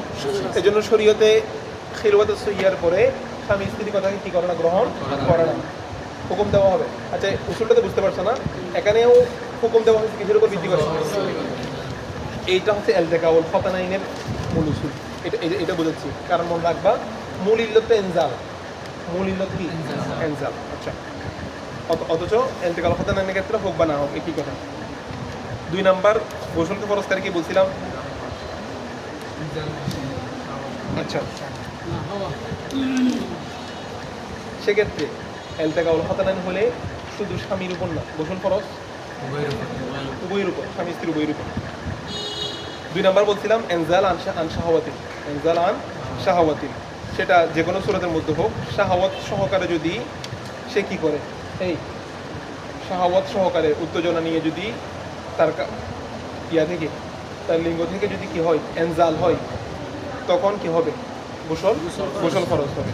এখানে প্রাসঙ্গিক ফুরওয়াই মাসালা মনে রাখবা, সেটা হচ্ছে, সেটা যদি অনেক বিকৃত মস্তিষ্কের মানুষ আছে, কি মস্তিষ্ক, তোমরা নিউজ পাইছো কিনা জানি না, মর্গের লাশের সাথেও, তাহলে এটা হচ্ছে যে করছে সে কিন্তু তার কিন্তু এখানে 2 নাম্বার পয়েন্টটা, 2 নাম্বারটার মধ্যে এটা হচ্ছে শাহাওয়াত সহকারে এনজাল হয়েছে, ওই লাশের সাথে শাহাওয়াত সহকারে কি হয়েছে, এনজাল হয়েছে, তখন তার উপরে কি গোসল ফরজ, ঠিক আছে। অথবা চতুষ্পদ জন্তু পশ্চিমাতে বা অনেক জায়গায় এরকম বিকৃত হয়, এরা হয়, অথবা শাহাওয়াত সহকারে যদি হয়, অথবা ডাক্তার যদি চিকিৎসা করার সময়, ঠিক আছে, ধরো লিঙ্গ কেন্দ্র করে কোনো ট্রিটমেন্ট হচ্ছে, তো ডাক্তারকে স্পর্শ করতে হয়েছে, এই সময় যদি তার শাহাওয়াত সহকারে যদি এনজাল হয়, সেক্ষেত্রে তার গোসল খরচ। একই শাহাওয়াতটা যদি এহতেলামের ক্ষেত্রে হয়, এই কিসের ক্ষেত্রে, এহতেলাম ঘুমের মধ্যে বা যে অবস্থার মধ্যে এহতেলাম হয়, গোসল খরচ। অথবা কোবলা চুম্বনের ব্যাপারে বলা হয়েছে, সেজন্য রমজানের মধ্যে যাদের কি নাই, নিজের উপর নিয়ন্ত্রণ নাই, তাদেরকে এগুলো থেকে কি রাখতে বলা হয়েছে, আর নয়তো সবগুলো জায়েজ, শুধু কি ছাড়া, রমজানের মধ্যে জামা ছাড়া, যাদের নিজের উপর নিয়ন্ত্রণ আছে বাকি সবগুলো তাদের জন্য কি জায়েজ, শুধু জামা করতে পারবে না। কিন্তু যাদের নিজের উপর নিয়ন্ত্রণ নাই, যারা থাকাইতেও পারে না, ঠিক আছে, অথবা কাজেও যেতে পারে না, এদের জন্য রমজানের মধ্যে কাজে যাওয়াও নিষেধ, ঠিক আছে, এরকম আর কি। কোবলা অথবা লামস বিশাওয়া, স্পর্শ করা শাহাওয়াত সহকারে, এক কথায় 2 নম্বর পয়েন্ট হচ্ছে শাহাওয়াত সহকারে যা কিছু করুক, যদি শাহাওয়াত সহকারে যদি এনজাল হয়, তখন তার উপর কি খরচ, গোসল খরচ। এটা মনে রাখবা, শুধু মুযাক্কারের ক্ষেত্রে নয়, মুযাক্কার মুআন্নাস একসাথে, ঠিক আছে, একই হুকুম মুযাক্কারের জন্য, একই হুকুম মুআন্নাসের জন্য। 3 নাম্বার হচ্ছে হাইজ অবস্থা, হাইজ থেকে যদি হাইজের আকল মুদ্দত 6 দিন, 3 দিন, আকসার মুদ্দত 10 দিন, 10 দিনের আগে যদি কোনো মহিলা হাইজ থেকে ফারেক হয়ে যায়, তখন সে গোসল করবে আগে, কি করবে? গোসল করবে। গোসল করার পরে তার জন্য অতিও জায়েজ, তারপর নামাজ আদায় করবে। কিন্তু কারো যদি 10 দিন কি হয়ে যায়, পূর্ণ হয়ে যায়, তখন সে গোসল করা ছাড়া কি করতে হবে? স্বামীর সাথে যেতে পারবে। কথা বুঝতে পারছো? এটা হলো হাইজের মাসলা। হাইজ থেকে পাক হয়ে হাইজের মধ্যে যদি শেষ হয়ে যায়, তখন সে কি করবে? গোসল করবে। গোসল করাটা কি? ফরজ। নেফাস হায়েস আল হাইজু কান নেফাস। হায়েস কার কিসের মতো? নেফাসের আকসের মধ্যে 40 দিন, আকলের মধ্যে কয় দিন? 3 দিন। কয় দিন? আকলের মধ্যে নাই। আকলের মধ্যে নাই। নাই, মানে নিম্নতম সময় হচ্ছে নাই। ঠিক আছে? নেফাস মানে কিসের রক্ত? সন্তান প্রসবের পর যে রক্ত নির্গত হয়। এখন সন্তান প্রসবের পরে তার যে রক্ত বের হচ্ছে, এটা কিসের রক্ত? নেফাসের রক্ত। এটা যদি 1 ঘন্টা পরেও যদি কোনটা না, সিজারের জন্য কোনো ইয়া নেই। মানে এটা একটা মাসালা হয়ে গেছে যে যারই হোক সে 40 দিন কি করবে? বসে থাকবে নামাজ কালাম করবে। সিজারের জন্য তো নামাজ যেগুলা অসুস্থতার কারণে বাদ করতেছে, এগুলো আদায় করতে হবে বাসায় গিয়ে। কথা বুঝো নাই? কারণ এখানে তো শরীরে তার কি দেয় নেই, রোগসত দেয়নি। কথা বুঝতে পারছো? এটা কারো যদি খায়ের অবস্থায় 10 দিনের অতিক্রম হয়ে যায়, 10 দিন ইস্তেহাজা, নামাজ সব আদায় করতে হবে। হ্যাঁ, এগুলো আদায় করতে হবে। এদিকে 40-এর উপরে গেল, আদায় করতে হবে। 40-এর উপরে গিয়ে যাক, এদিকে 10 দিনের উপরে যাক, এগুলো কিসের রোগ বলে ধরা হবে? এগুলোর জন্য আদায় করে। শুধু 10 দিনের উপরে না, একজন মেয়ের হচ্ছে আদত হচ্ছে 7 দিন, প্রতি মাসেই তার কয় দিন হয়? 7 দিনে হচ্ছে তার আদত অভ্যাস। দেখা গেছে হঠাৎ 1 মাসে গিয়ে 7 দিনের উপরে চলে গেছে। গেছে কিসের উপরে? 10-এর উপরে চলে গেছে। কিসের উপরে? 12 দিন পর্যন্ত তার ওই মাসের মধ্যে কি হয়েছে? রক্ত নির্গত হয়েছে। এখন সে কয়দিন নামাজ দৌড়াবে? 12 দিনের মধ্যে সে কয়দিন নামাজ? সে তার 12 দিন ছিল, এটা 5 দিন। সে 5 দিন নামাজ পড়তে হবে। কেন? তাকে ধরতে হবে যে আমার আদত যেটা ছিল এটার পর থেকে যে সবগুলা কি, সবগুলো হচ্ছে ইস্তেহাজা। কেন? এটা 10-এর উপর চলে গেছে। কিসের উপর চলে গেছে? 10-এর। এই জন্য এটা ইস্তেহাজা ধরা হবে। 10-এ গিয়ে যদি স্টপ হয়ে যেত, তখন কিন্তু এটা হাইজ হিসেবে ধরা হতো। প্রতিদিন গোসল করতে হবে। হ্যাঁ, না না, এটা হয়ে যাবে না, অজু যতটুকু সম্ভব হয় আর কি। কারণ এই সময় তো কোরআনাতে লজ করতে পারবে না, শুধু এমনি জিকির আজকার করতে পারবে। এটা শরীর ইস্তেহাজার ক্ষেত্রে বলবো। কোনটা? ইস্তেহাজার ক্ষেত্রে সবগুলো পারবে। কথা বুঝতে পারছো? এটা হাদিসে পড়ছো, এখানে কুসুসের মধ্যে হাদিস আছে যে সম্মত উম্মাহাতুল মুমিনিনদের মধ্যে একজন, ওনার ইস্তেহাজা এরকম হয়ে গেছে যে ওনার নামাজ পড়তে দাঁড়ালে টপকাই কি হচ্ছে? রক্ত নির্গত হচ্ছে। তো বুঝি মানে সবগুলো এজাজত দিয়ে দিয়েছে। এই অবস্থার মধ্যে উনি সবগুলা কন্টিনিউ করে। কথা বোঝা গেছে?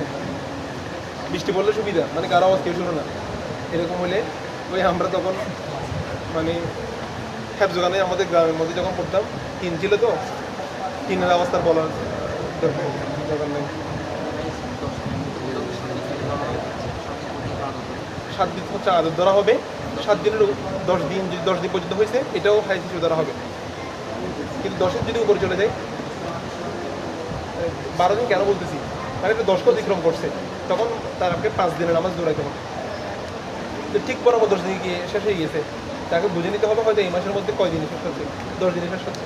কারণ এটা তো আকসরের মধ্যে তো আছে, এমন তো না যে 10 দিন হলে আমাকে ইস্তেহাজা ধরতে হবে। এটা বুঝতে পারছো? এটা যদি 10-এর মধ্যে যদি থেমে যায়, তাহলে ওটা নামাজ 3 দিনের নামাজগুলো আর মানে দৌড়াতে হবে না। যদি 12 দিন চলে যায়, তখন 5 দিন হিসেবে করতে হবে, যেহেতু আগের আদত ছিল 7 দিন। এই গোসলের ফরজ গেল, এখন গোসলের সুন্নত দেখো। প্রথম সুন্নত কি? গোসলুল জুমার গোসল, জুমার নামাজের গোসল। এরপর হচ্ছে ঈদাইন, 2 ঈদের গোসল। ঠিক আছে? এরপর হচ্ছে এহরামটা ওমরার এহরাম হোক, গোসল করাটা কি সুন্নত, ফরজ বলে। তারপর হচ্ছে ইয়মা আরাফাত দিন। ইয়মা আরাফাত দিন বলতেছি শুদ্ধ কি বলা হচ্ছে? কি বলে যে হ্যাঁ, সবরাতের রাত। এগুলোকে ইংরেজি কি বলে? হ্যাঁ, দেখো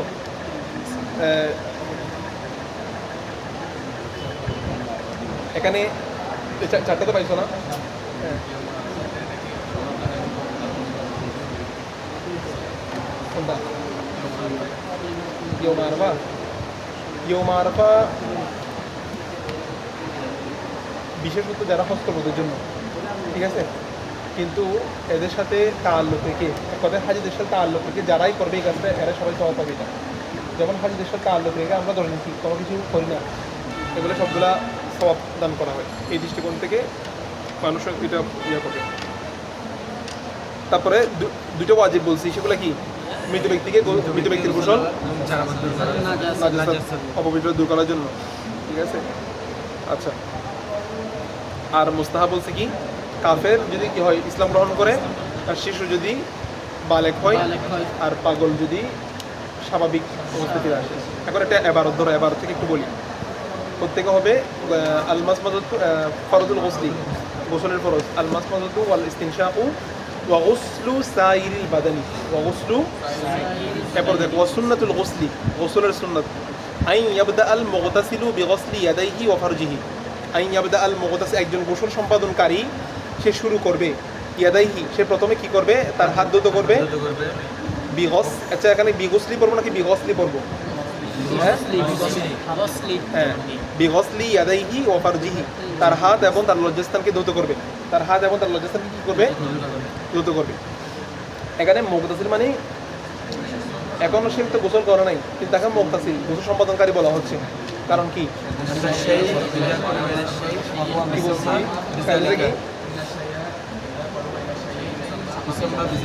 বিদারি কোনো বস্তু তার নিকটবর্তী হয়, সে এখন গোসল করবে, তো তাকে গোসল সম্পাদনকারী মুক্তাসির বলা যাবে।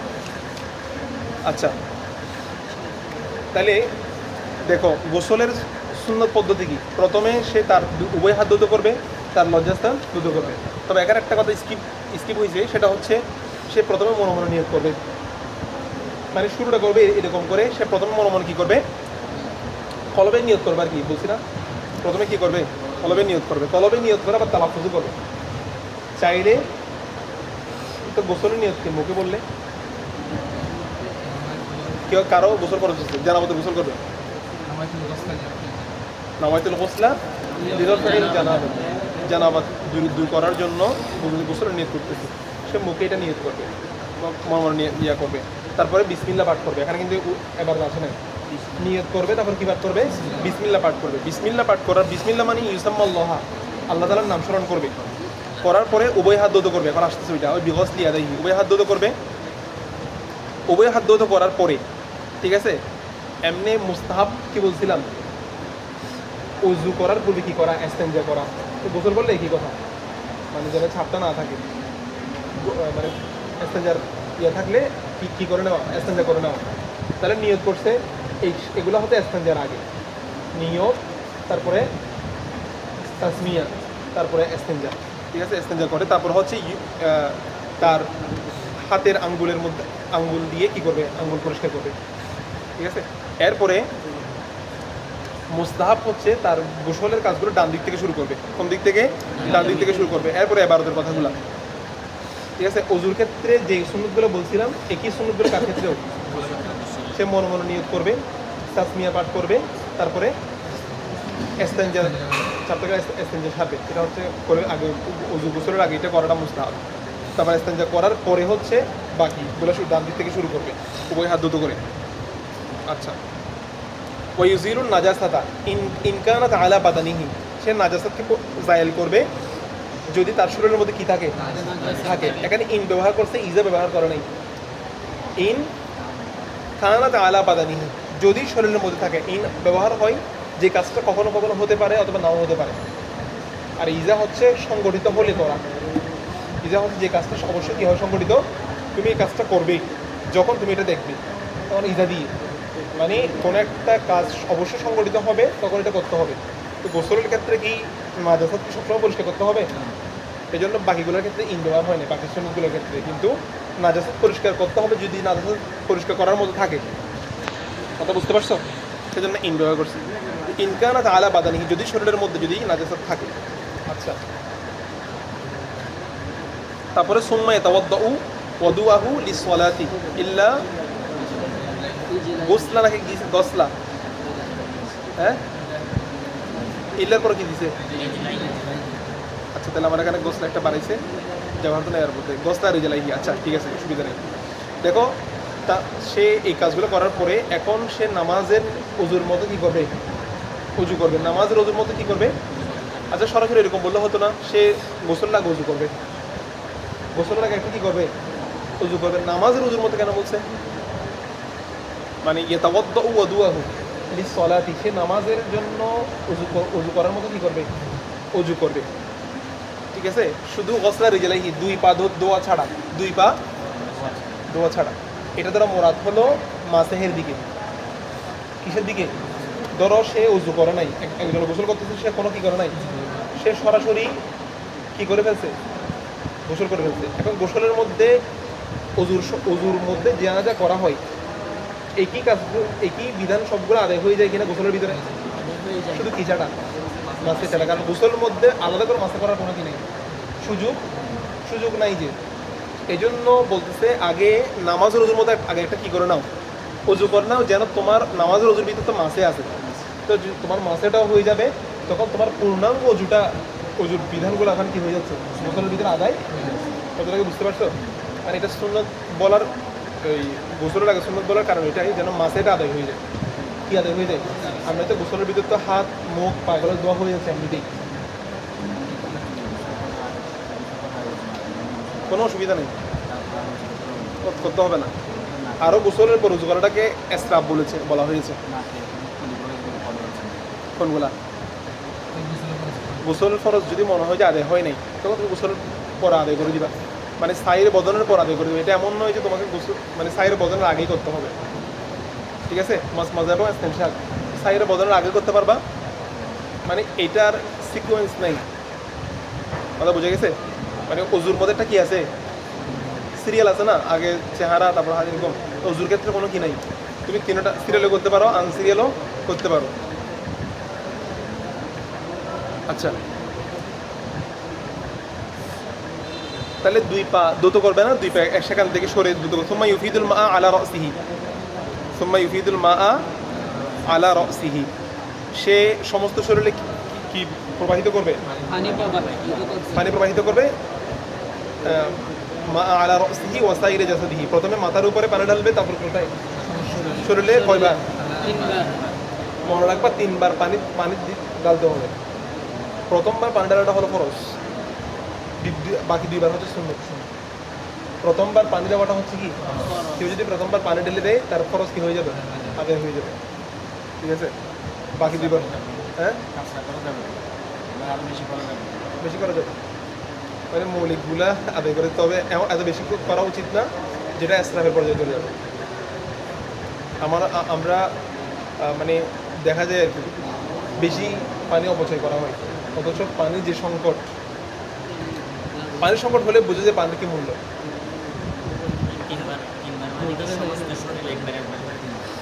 সমস্ত শরীরে আমি মুখ দিয়ে একবার পানি ঢেলে দিলাম, অথবা যেন পুকুরে করতেছে একটা ডুব মারছে, এটা তার ফরজ আদায় হয়ে গেছে,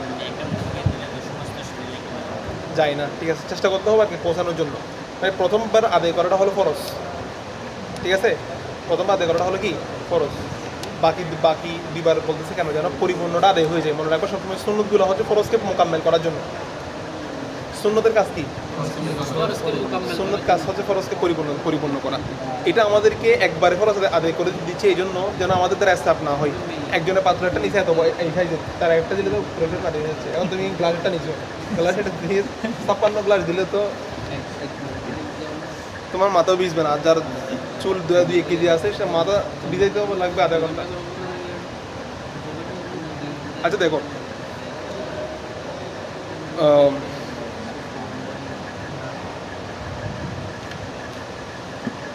এরপর কি আছে? সুম্মা তানাহার সেলা যদি আন আসে, সে স্থানচ্যুত হওয়া, সরে পড়া। ইয়াতানাহা আন যালিকাল মাকান, ওই স্থান থেকে সে সরে পড়বে। ফায়াগসিলু রিজলাইহি,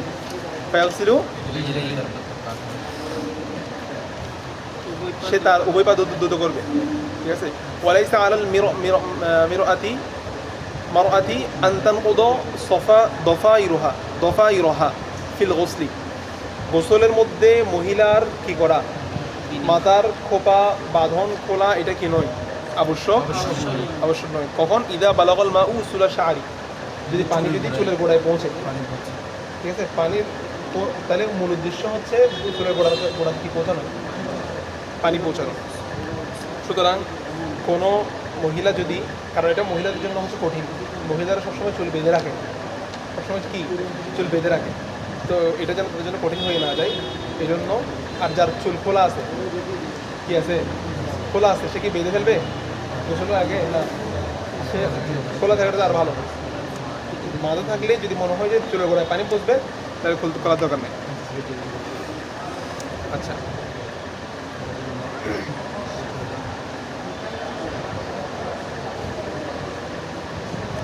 দেখো বলা হচ্ছে এই বাঁধন খোলার মশলাটা খোলা রাখবে নাকি বাঁধা থাকবে, এই মশলাটা হচ্ছে মহিলাদের সাথে খাস, এটা পুরোই কথা তাখসিসুল মারআতি, ঠিক আছে।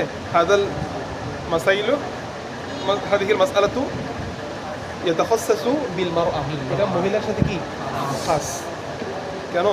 কারণ হচ্ছে অনেক পুরুষরা চুল লম্বা রাখে এবং বেনি করে গিট মেরে দেয়, এরা করবে কিনা বলা হচ্ছে এই মশলাটা কার সাথে খাস, মহিলার সাথে খাস। ও যদি মহিলার মশলার উপর কেস করে সে যদি গিট না খুলে, তাহলে তার কি হবে না, গোসল হবে না, ঠিক আছে। ইয়াজিবু আলার রাজুলি আন নাকদা, হ্যাঁ, পুরুষের উপর ওয়াজিব হচ্ছে কি, যদি মারা থাকে সেটা খুলে দেওয়া। আচ্ছা, কারণ তার চুলগুলো রাখা তার জন্য কিনা জরুরি, একবার গিট মারতে হবে এরকম করে চুল রাখা তার জন্য জরুরি না, কিন্তু মহিলার জন্য তো জরুরি এটা। তবে মহিলা যদি এমন কোনো সুগন্ধি লাগায় চুলের মধ্যে, বা এমন কিছু লাগায়, বা মেহেদি জাতীয় কিছু লাগাইছে যেটার কারণে চুলের গোড়া কি যাচ্ছে না, পানি যাচ্ছে না, তখন কিন্তু ওয়াজিব যে সেগুলো পরিষ্কার করে সেগুলো সরিয়ে সেখানে কি দেওয়া, পানি পৌঁছানো। কথা বুঝতে পারছো? তাহলে যদি বেনির ক্ষেত্রে, কোফার ক্ষেত্রে হয় এক মশলা, আর যদি খুশবু জাতীয় বা এমন কিছু চুলের ভিতর দিতে যেটার কারণে গোড়া থেকে যায় না, পানি যায় না, তখন কিন্তু সেগুলো পরিষ্কার করে পানি দেওয়াটা ওয়াজিব।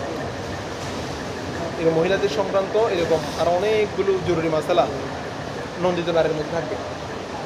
কোথায় থাকবে? লেখক ঠিক আছে, উস্তাদুল মুদাররিস। তা আমাদের আগে এরকম মা বোনদেরকে বা যারা মহিলাদেরকে দেওয়ার মতো কোনো বই এরকম ছিল না। তোমরা চাইলে এটা যদি কারো প্রয়োজন হলে দিতে পারো, এখানে কিন্তু অনেকগুলো গুরুত্বপূর্ণ মশলা নিয়ে আসছে মহিলাদেরকে। দেখো এরপর আসতে ওয়াল মাআনিল মুজিবাতু, ওয়াল মাআনিল মুজিবাতু লিল গোসলি, গোসলের ওয়াজিবকারী সববসমূহ।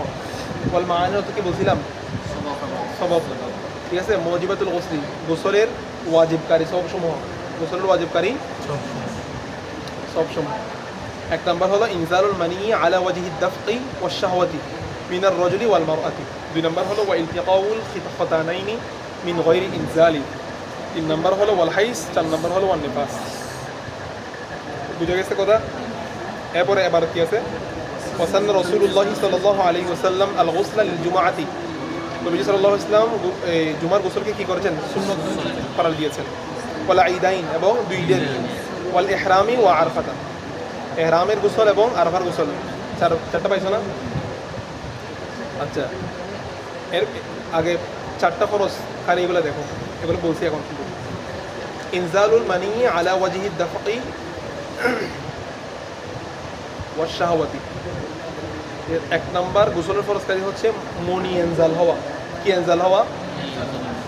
ঠিক আছে, সূরাতে আলা ওয়াজহি দাফকি, দাফকের দাফক মানে হলো দ্রুত গতি।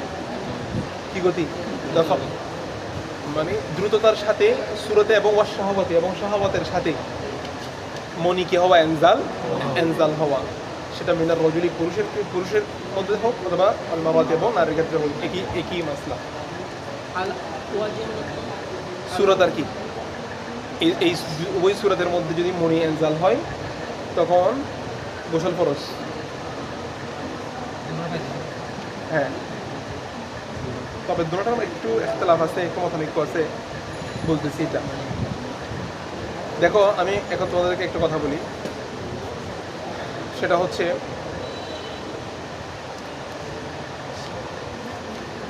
এখানে যে গোসলের বলতেছে গোসলের ফরজকারী এই কারণগুলোর কারণে কি হবে, গোসল ফরজ হবে। মানি যেগুলো বলতেছে এগুলো হচ্ছে শর্ত। কি এগুলো কি শর্ত।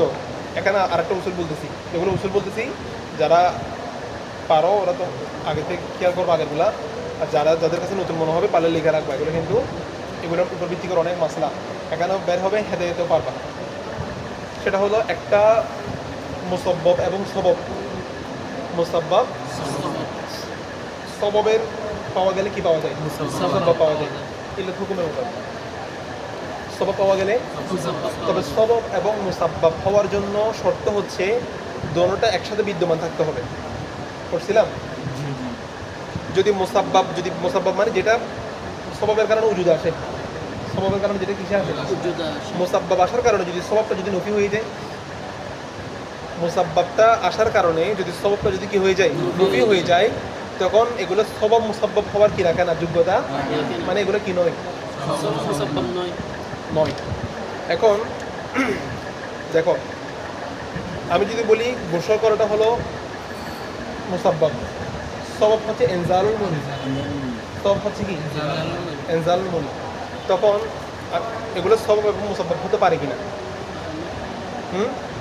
মানে আমি যদি বলি ইনজালুল মুনিটা হচ্ছে সবব আর গোসল করাটা হলো কি মুসাব্বাব, তো এটা শুদ্ধ হবে যে কখন যদি দুটোটা একই সাথে যদি বিদ্যমান থাকতে পারে। সবব মুসাব্বাব মানে সম্পর্ক হচ্ছে দুটোটা একসাথে থাকতে হবে, মানে যার কারণে মুসাব্বাব আসতেছে দুটোটা একসাথে থাকার মতো থাকতে হবে। একটা আসার কারণে আরেকটা নফি হতে পারবে। তাহলে দেখো তো যদি ইনজালুল মুনি হয়েছে মানে সে নাপাক হয়ে গেছে,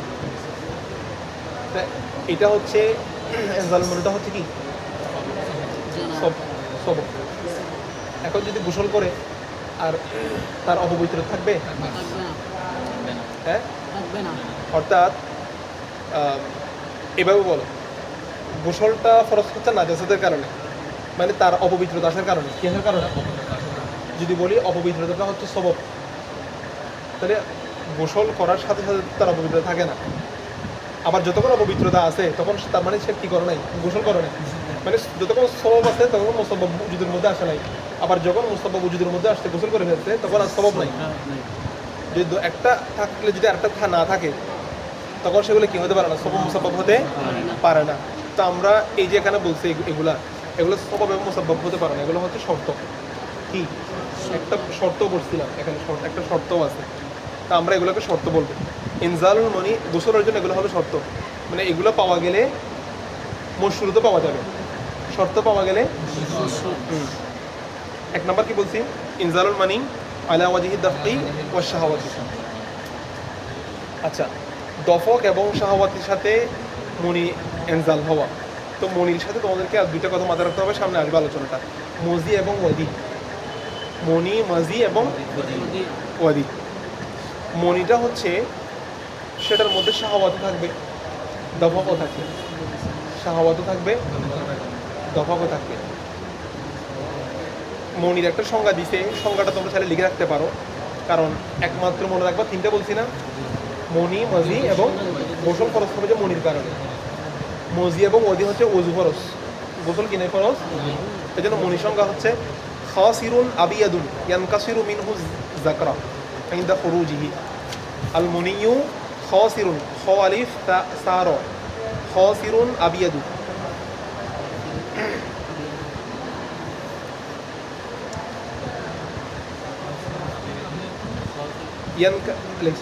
ইয়ানকাসিরু মিনহু যাকার ইনদা ফুরুজিহি। ইনদা ইয়ানকাসিরু, ইয়ানকাসার মানে হচ্ছে ভেঙে দেওয়া বা নিস্তেজ করে ফেলা। ইনদা ফুরুজি কি অর্থ? অর্থাৎ মনি সংজ্ঞা দিচ্ছি যে খাসির মানে হলো ঘাড়, যেটার ধরন হবে কি, যেটা তরল নয়, যেটা হচ্ছে ঘাড়। আবিয়াদুন মানে সাদা, আবিয়াদুন মানে সাদা। তুমি কি আবিদ লিখে ফেলছো নাকি? আবিয়াদুন মানে কি সাদা, তারপরে এটা গাঢ় হবে, সাদা হবে। এবং ইয়ানকাসিরু মিনহু যাকার ইনদা ফুরুজিহি, সেটা ফুরুজের সময় সেটা নিস্তেজ করে দিবে, ঠিক আছে? মানে খরচের সময় নিস্তেজ করে দিবে, মানে এরপর হচ্ছে সম্ভবত পুরুষাঙ্গ নিস্তেজ হয়ে যাবে। কি হয়ে যাবে? নিস্তেজ হয়ে যাবে। তারপরে মনির আর দু একটা কথা বলতেছি, দেখো ওয়াইফলুকু মিনহুল ওয়ালাদ, চাইলে এটা লিখে রাখতে পারো। পুরুষাঙ্গ যে মনি মজি ও তিনটা না, সন্তান হয় মনি থেকে। ওয়াইফলুকু মিনহুল ওয়ালাদ, সন্তান হয় কোত্থেকে? মনি থেকে। হ্যাঁ, ওয়ারাইহাতুহু ইনদা খুরুজিহি কারাইহাতিত তালঈ। হ্যাঁ, এটা কিতাবের ভাষায় আর কি, এটা চাইলে লিখতে পারো, নাও লিখতে পারো। এটা হচ্ছে মানে মণি চেনার আর একটা নাম হচ্ছে মণি বের হওয়ার সময় হচ্ছে ফুটন্ত ফুলের মতো, মানে নতুন ফুল ফুটলে একটা গন্ধ বের হয়, ওইরকম একটা গন্ধ। আবার সেটা শুকায় গেলে হচ্ছে ডিমের গন্ধ। কিসের গন্ধ? ডিমের ঘ্রাণ, ঠিক আছে? এখানে যেরকম দিচ্ছে আইন দেওয়া কারোই হাতিল বাইজি, ঠিক আছে? সেটা নির্গত হওয়ার সময় ফুটন্ত কারোই হাতিল তলাই, ফুল ফুটার ঘ্রাণ। আর হচ্ছে শুকিয়ে গেলে হচ্ছে কিসের ঘ্রাণ? ডিমের ঘ্রাণ। এগুলো হচ্ছে এটা সিনের বালা করে আলামত হচ্ছে কেন? কারণ এটার উপরে হচ্ছে গোসল ফরজ, গোসলের ফরজের বিধান আসতেছে এটার উপরে, সেজন্য। বুঝা গেছে? বাকি মজি যেটা, সেটার মধ্যে শাহওয়াত থাকবে না। কথা বুঝে গেছে? কি থাকবে না? শাহওয়াত থাকবে না। এবং ওয়াদি যেটা, সেটা হচ্ছে প্রস্রাবের পরে এটা হয়ে থাকে সাধারণত। ওয়াদি যেটা বের হয় সেটা সাধারণত কিসের পর বের হয়? প্রস্রাবের, মনে হবে যে প্রস্রাবের পরে আরও প্রস্রাব হবে, ঠিক আছে? যখন মানুষ পেশাব দিবে, চাপ দিবে, তখন পেশাব হয় না, বরং এক জাতীয়, সেটাও আবিয়াদ সাদা বের হতে পারে। হবে মানে অজু করে নামাজ হবে।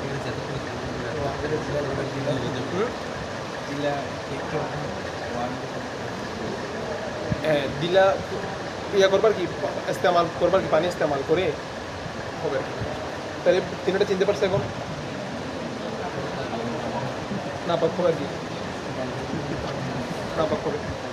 যদি কি হয় কাপড়ে লাগে সেক্ষেত্রে কাপড় না পাক হবে। কিন্তু এমনি সাধারণত ব্যক্তি জিসিম কি হবে না নাপাক। মজি এবং ওজির ক্ষেত্রে ব্যক্তি জিসিম নাপাক হবে না, সে উজু করলে কি হয়ে যাবে? পাক হয়ে যাবে, নামাজ পড়তে পারে। দেখো আমি এটা কাপড় বলি, নাপাক হয়ে যাবে মজির ক্ষেত্রে। হ্যাঁ মজির ক্ষেত্রে কাপড় নাপাক হয়ে যাবে। হয়ে যাবে। এই শাহওয়াত ছাড়া যারা বেশি প্রেশার নেই বা বেশি দুশ্চিন্তা করে, দুশ্চিন্তার প্রভাবে এটা বের হয়ে মসজিদে আসতে পারে। কথা বুঝে গেছে? যারা কঠোর পরিশ্রম করে, গাড়ি টাড়ি ঠেলে, দেখো না, এরা কিন্তু শরীরের উপর অনেকই যায়, প্রেশার যায়, মানে মাথার উপর অনেক ভারী কিছু নিচে, আলমারি টালমারি দু চারটা আলগা গেছে একটাতে। এদের কিন্তু কোনো শাহওয়াত না। শাহওয়াত ছাড়া কিন্তু এটা নির্গত হতে পারে। এটার নাম কি? মসজিদ। এক্ষেত্রে মসজিদ করলে কি হয়ে যাবে? যথেষ্ট হয়ে যাবে। আর এটা বলতেছি এটা পেশাবের করে, ঠিক আছে? এক্ষেত্রে প্রাসঙ্গিক মশলা মনে রাখবা, একজনের মধ্যে পেশাবের রোগ আছে। কিসের রোগ? পেশাবের রোগ। সেক্ষেত্রে পেশাবের রোগের ক্ষেত্রে মানে টপকে ফোটা পড়ে সবসময়। তার মশলা কি? সে একবার উজু করে নামাজ পড়বে। এখন একবার উজু করে নামাজ পড়বে, কিছুক্ষণ পরে তার ওদি হয়েছে বা মজি হয়েছে, তখন কিন্তু আবার তাকে উজু করতে হবে। এমনি তো তার জন্য মাসলা তো পুরা ওয়াক্ত জুড়ে, কিন্তু মাঝখানে যদি কোনো ফাসলা আসে তখন কিন্তু আবার কী করতে হবে? ফাসলা মানে এরকম যদি মজি এবং কি হয়, ওদি হয়, অথবা তার বাইরে রয়েছে, পেশাবের রোগের জন্য তাকে রক্ত দিয়ে দিতে, কিন্তু পেশাব করতেছে এটার জন্য সমস্যা নেই, কিন্তু বায়ু বের হয়েছে, তখন তাকে কী করতে হবে? উজু করতে হবে। মশলা বুঝতে পারছো? এখানে এগুলো জানার জন্য বলে দিচ্ছি। ধরো কেউ শাহওয়াত, যে কোনো কারণে তার শাহওয়াত সৃষ্টি হয়েছে, কোনো নজরের কারণে, সে এই ইয়ার কারণে তার শাহওয়াত সৃষ্টি হওয়ার পরে তার থেকে কি নির্গত হয়েছে? মণি নির্গত হয়েছে। কারণ শাহওয়াত সহকারে যেটা বের হয় সেটা কি? মণি নির্গত হয়েছে। এখন সে সেটা চাপায় রাখছে। কি রাখছে? চাপায় রাখছে। এখন চাপায় রাখছে যে এমনি গোসল ফরজের জন্য তো শর্ত দিয়ে রাখছে কি? দফক এবং শাহওয়াত থাকতে হবে, আবার সেটা দফকের সাথে বের হইতে হবে। এখন সে ধরে রাখছে, পরবর্তীতে গিয়ে তার শাহওয়াত চলে গেছে, অটোমেটিক নির্গত হয়েছে। কথা বুঝতে পারছো? তখন কিন্তু গোসল ফরজ। তখন কিন্তু তার কাছে শাহওয়াত পাওয়া যায় নাই, কিন্তু তার শাহওয়াতের কারণে সে যেগুলো ছাপায় রাখছে সেগুলো কিন্তু কী হয়েছে, নির্গত হয়েছে। কথা বুঝে গেছে? এরকম ফুরুই মাসালা আরও অসংখ্য আছে, এগুলো তোমরা মহতাজ হতে পারো, এই জন্য করে দিচ্ছি। মানে মানুষ জিজ্ঞেস করতে পারে এই ধরনের মাসলাগুলো। ফ্যানে লাগাই তো ফ্যান হ্যাঁ, ফ্যানটা লাগাই ফ্যানে কাপড়ের বিধান ভিন্ন। কাপড়ে লাগালে সেটা কাপড় কী করতে হবে, ধুয়ে ফেলতে, মানে নাজাসের থেকে পাক করতে হবে। বুঝতে পারছো এটা? আচ্ছা, এখানে মাসলা এটাও মনে রাখবা, দাফাকের শর্তটা দিছে, এটা নিয়ে আছে। কিন্তু যদি দাফাকের সাথেও যদি না হয়, ইদা ইনফাসালা আন মাকানিহি বিশাহওয়াতিন ওয়া খারাজা মিন গায়রি দাফাকিন ওয়া শাহওয়াতিন, দাফাক ছাড়া, দাফাক হয় নাই কিন্তু শাহওয়াত সহকারে বের হইছে, বলা হচ্ছে ওয়াজাবাল গোসলু ইনদাহুমা, সাহাবাইনের মতে গোসল ফরজ। এর সাথে শুধু দাফাক পাওয়া যায় না, শুধু কী পাওয়া গেছে, শাহওয়াত সহকারে আসছে, তখন কিন্তু সাহাবাইনের মতে গোসল ফরজ। কথা বুঝতে পারছো? আচ্ছা, আর দাফাক মানে হলো মুতাতাবিআন। দাফাক মানে কি? মুতাতাবিআন, এটা হচ্ছে মুরাদের, ধারাবাহিকভাবে নির্গত হওয়া। ঠিক আছে, এখানে কিছু প্রসঙ্গে ফুরুই মাসালা বলছে, ওয়ালাউ ইহতালামা, কারো ইহতালাম হয়েছে। কি হয়েছে? ইহতালাম মানে কি? স্বপ্নদোষ হওয়া। আও নাজারা ইলা ইমরাতিন বিশাহওয়াতিন, অথবা কোনো মহিলার দিকে সে শাহওয়াত সহকারে তাকাইছে, এরপরে এটার কারণে ফান ফাসলাল মানিউ মিনহু বিশাহওয়াতিন, তার মন নির্গত হয়েছে কি সহকারে? আচ্ছা, তখন ফালাম্মা অরবাদ জুহুরা শাদ্দা আলা যাকারিহি হাত্তা ইনকাসারাত শাহওয়াতু সুম্মা তারাকাহু ফাসালা বিগাইরি শাহওয়াতি ওয়াজাবাল গুসল ইনদাহুমা, যদি এরপরে যদি সেটা যদি সাইল হয়, নির্গত হয়, তখন তার উপর গোসল ফরজ। অর্থাৎ কেউ স্বপ্ন দেখছে, ঠিক আছে, মানে ঘুম থেকে উঠে দেখতেছে আলামত পাইছে, কি পাইছে? তরল জাতীয় দেখে আলামত পাইছে, তার মনে পড়তেছে তার ঘুমের মধ্যে কি ছিল, শাহওয়াত ছিল, তখন কিন্তু গোসল ফরজ। ঘুমের মধ্যে তার কি ছিল, শাহওয়াত ছিল। আবার যদি সে তার ঘুমের মধ্যে মনে হয়েছিল যে তার এহতেলাম হয়েছে, ঘুম থেকে উঠে কোনো আসর পাচ্ছে না, ঘুম থেকে উঠে কোনো কি নাই, কোনো আসর নাই, সেক্ষেত্রে আবার কি নয়, গোসল ফরজ আসর লাগবে। মানে কোনো, এটা তোমার স্বপ্নের কারণে হইতে পারে, তুমি হয় নাই, স্বপ্ন দেখছিলে তার কি হয়েছে, কথা বুঝতে পারছো? আচ্ছা, এরকম আরও অনেকগুলো ফুরুই মাসালা আছে, এগুলা বলবো। এর আগে তোমরা এটা খেয়াল করো, 2 নাম্বারটা তো বুঝে গেছো, ইলতিকাউল খতা নাই, ঠিক আছে, মিন গায়রি ইনজাল।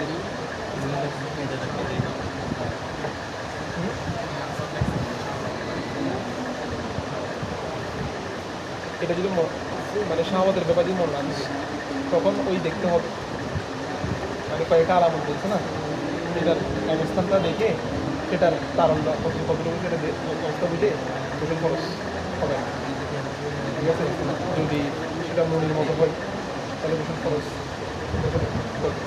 আর যদি মজি এবং মজির কারণে হয়, মানে মানুষ খুব বেশি চিন্তিত হয়ে ঘুমাই, খুব প্রেশার নিয়ে ঘুমাই, চিন্তার কারণে হচ্ছে, সে কোনো শাহওয়াত ছিল না, এটা বুঝে গেছে, এটা হচ্ছে মজি, ঘুমের মধ্যে হয়েছে মজি নির্গত হয়েছে। তো এগুলো হচ্ছে খুবই জুজি মশালা, মানে এগুলাতে মানে তুমি এমনি এবারদের মৌলিক 2টা মশলা জানলে হবে না, এগুলাকে কেন্দ্র করে বাহারা শরীরের মধ্যে প্রায় 40-50টার উপরে জটিল জটিল মশলা লিখছে, কথা বুঝতে পারছো? তো এগুলা প্রয়োজনীয়। এটা গেল। এরপর হচ্ছে হাইজ নেফাসের বিষয় তো বললাম। এরপর সান্না রাসূলুল্লাহ সাল্লাল্লাহু আলাইহি ওয়াসাল্লাম আল গোসল জুমাতে, জুমার গোসলকে আগে নিয়ে আসছে। 4টা গোসলের সুন্নাত বলছে না, প্রথমে জুমারটা কেন বলছে? কারণ সবগুলো হচ্ছে আফজল হচ্ছে কোনটা? 4টা সুন্নতের মধ্যে সবচেয়ে আফজল হচ্ছে জুমারটা, আর সবচেয়ে বেশি হচ্ছে কোনটা? মানে প্রতি সপ্তাহে আসতেছে না এটা, এই জন্য এটাকে এবার আগে আনছে আল গোসল জুমাতি। এখন ও একটা প্রশ্ন করছে যে জুমার দিন গোসল যেটা আমরা করি সেটা কি নামাজের সুন্নত নাকি দিনের সুন্নত? ঠিক আছে, ইখতিলাফ আসহাবুনা হালিল গোসলুল জুমাআতি লিসসালাতি আও লিল ইয়াউমি। ওলামায়ে কেরামগণ মতানৈক্য করেছেন যে গোসলটা কি দিনের সুন্নত নাকি। ইমাম আবু ইউসুফ রাহমাতুল্লাহি আলাইহি বলেছেন এটা হচ্ছে নামাজের সুন্নত, এবং আমরা এটার উপরে ফতোয়া, এটার উপর এটা কি সুন্নত? নামাজের সুন্নত। এই জন্য কেউ যদি দিনের অগ্রভাগে নামাজের জন্য যদি করে, তখন সে কী পাবে? যে সওয়াব পাবে। কেউ যদি জুমার নামাজের পরে গোসল করে কি পাবে না? কিন্তু মোহাম্মদ রহমতুল্লাহ বলছে দিনের সুন্নত, মানে দিনের যে কোনো ভাগে গোসল করলে কি পাওয়া যাবে। কিন্তু আমাদের মতে সবটা পাবে কখন? নামাজের আগে যদি কি করে, গোসল করে। বুঝা গেছে কথা? কোনো মহিলা যদি গোসল করে সে কি সওয়াব পাবে? পাবে কোনো মহিলা যদি জুমার দিন গোসল করে সে সওয়াব পাবে কিনা? পাবে হ্যাঁ মাশাআল্লাহ। এই মহিলা তো কি পাবে না, কারণ মহিলা জন্য তো কি নাই, জুমা নাই। এটা হচ্ছে জুমার দিনের সুন্নত, মানে নামাজের সুন্নত। হ্যাঁ, যদি দিনের জন্য হয় আর কি, ফতুয়া তো কার উপরে? আমাদের ফতুয়া হচ্ছে এটা নামাজের সুন্নত। তো যদি নামাজের সুন্নত হয় ওই মহিলা কি পাবে না? কারণ তার তো ইয়ার জুমা নাই। জুমার সবটা পাওয়া যাচ্ছে না ঘরের মধ্যে। হ্যাঁ, জুমার সবটা জোহরের মধ্যে পেয়ে যাবে। সে জুমার দিনকে কেন্দ্র করে করছে না, এটা ফজিলত সব পেয়ে যাবে। মানে সে গোসল করছে জুমার নামাজের জন্য, বুঝতে পারছো? এটা আর কি। কিন্তু এমনি আমভাবে বলে যে দিনের গোসলের মতো হয়ে যাচ্ছে, মানে সে জানে যে সে কি পাবে না, নামাজ পাবে না, এরকম তো দিনের মতো হয়ে যাচ্ছে। এটা ওই জুমার সব পেয়ে যাচ্ছে না ঘরের মধ্যে জোহরের নামাজ পড়ার মাধ্যমে। এই ও তো মসজিদ আসতে কেন সব পাবে না? ওকে শরীয়ত তোকে নামাজই দেয়নি। ও জোহরের নামাজের জন্য সে জোহর পাবে, কারণ জুমা আসছে যে কার জন্য? পুরুষের জন্য। পুরুষের জন্য কিছু মজা করার জন্য কিছু খাস আছে না?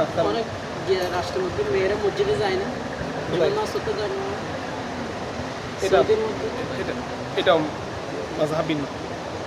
আর ওদের জন্য জুমার নামাজ নেই, ওরা হচ্ছে 4 রাকাত, ঘরের মধ্যে 4 রাকাত পর্যন্ত নামাজ আদায় করবে। ঠিক আছে, খুতবা তারপর হচ্ছে নামাজ, এগুলো সবগুলো কার? এগুলো পুরুষের উপরে। অসুস্থ ব্যক্তি ইয়ার উপরে, নারীর জন্য জুমা নেই। আচ্ছা, وسن رسول الله صلى الله عليه وسلم الغسل للجمعة والعيدين والإحرام وعرفة. ঠিক আছে, وليس في المزي والوادي غسل কি লাইসা ইসিম না? লাইসা ফিল মাজি ওয়াল ওয়াদি গুসলুন। মজি এবং ওদের মধ্যে কি নাই? তিনটা চিনতে পারছো, বুঝতে পারছো? আমি তিনটার উপর একটা আর্টিকেল দিচ্ছি তোমাদেরকে। আর্টিকেলটা একটু ভালো করে পড়ে নিও, আরও বিস্তারিত বুঝতে পারবে। আর্টিকেলটা পাইছো? হোয়াটসঅ্যাপের মধ্যে একটা আর্টিকেল দিচ্ছি, শুধু এই তিনটার উপরে, মনি, মাজি এবং ওয়াদি। আগে দিচ্ছি তখন তো প্রাসঙ্গিক ছিল না, তবু দিছিলাম। এখন তো সবাই যেতে পাই। হোয়াটসঅ্যাপের মধ্যে নতুন কেউ যুক্ত হলে আগেরগুলো পাই না, কিন্তু টেলিগ্রাম মেসেঞ্জারের মধ্যে আগেরগুলো পাওয়া যায়।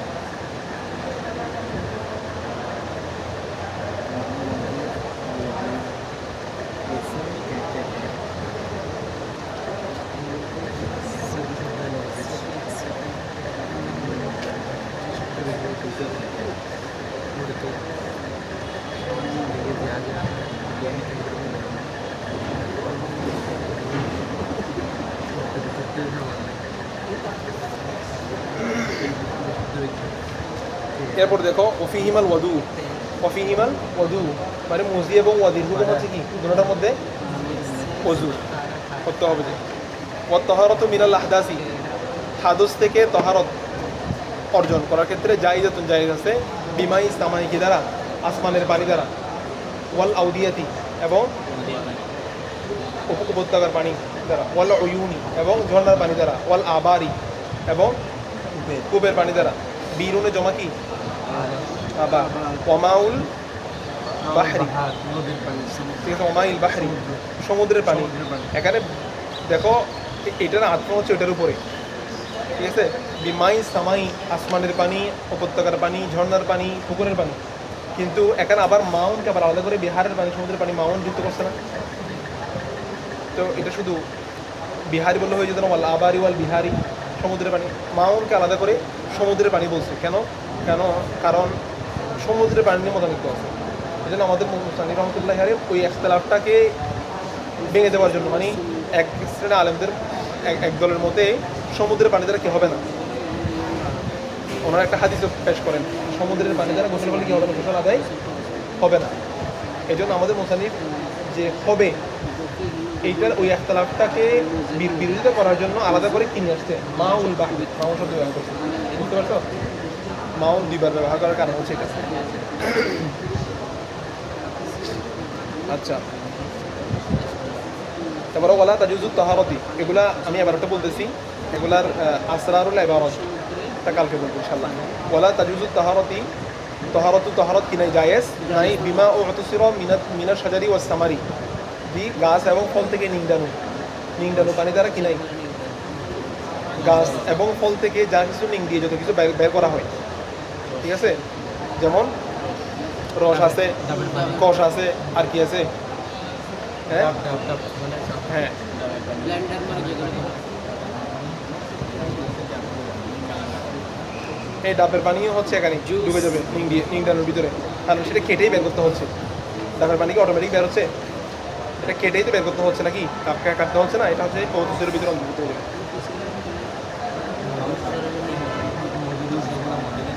মিনার সাজারি ও সামারি, ফল এবং গাছ থেকে নিংডানো পানি দ্বারা কি হবে না, জায়েজ হবে না। ওয়ালা বিমাইন, ওই পানীয় দ্বারাও তহারত জায়েজ হবে না। ওয়ালা বা আলাইহি গৈরুহু, যার উপরে সেটার বিপরীতটা গালেব হয়েছে। পানির মতলব পানির বিপরীত দিকটা কি হয়েছে, মানে অন্য কিছু তার উপরে প্রাধান্য লাভ করছে, ঠিক আছে। যেমন পানি দিয়ে শরবত বানাই না, তো এটা তো মতলব পানি, তো চিনি আর ট্যাং মিশ্রিত করে অন্যগুলাই বেশি কি পেয়ে গেছে, এমন ঘন করছে অন্যটাই গালেব হয়ে গেছে, ওটা দিয়ে আর হবে না। কথা জুজু তাহারত জায়েজ আছে, জায়েজ হয় না হবে না এটা বলছে, এখন জায়েজ আছে এটা বলতেছে, ঠিক আছে। দেখো বিমাইন, ওই পানি দ্বারা জায়েজ হবে। খলাতাহু শাইউন তাহিরুন, যার সাথে এমন পবিত্র বস্তু কি হয়েছে, মিলিত হয়েছে, হ্যাঁ বাদ পড়ছে।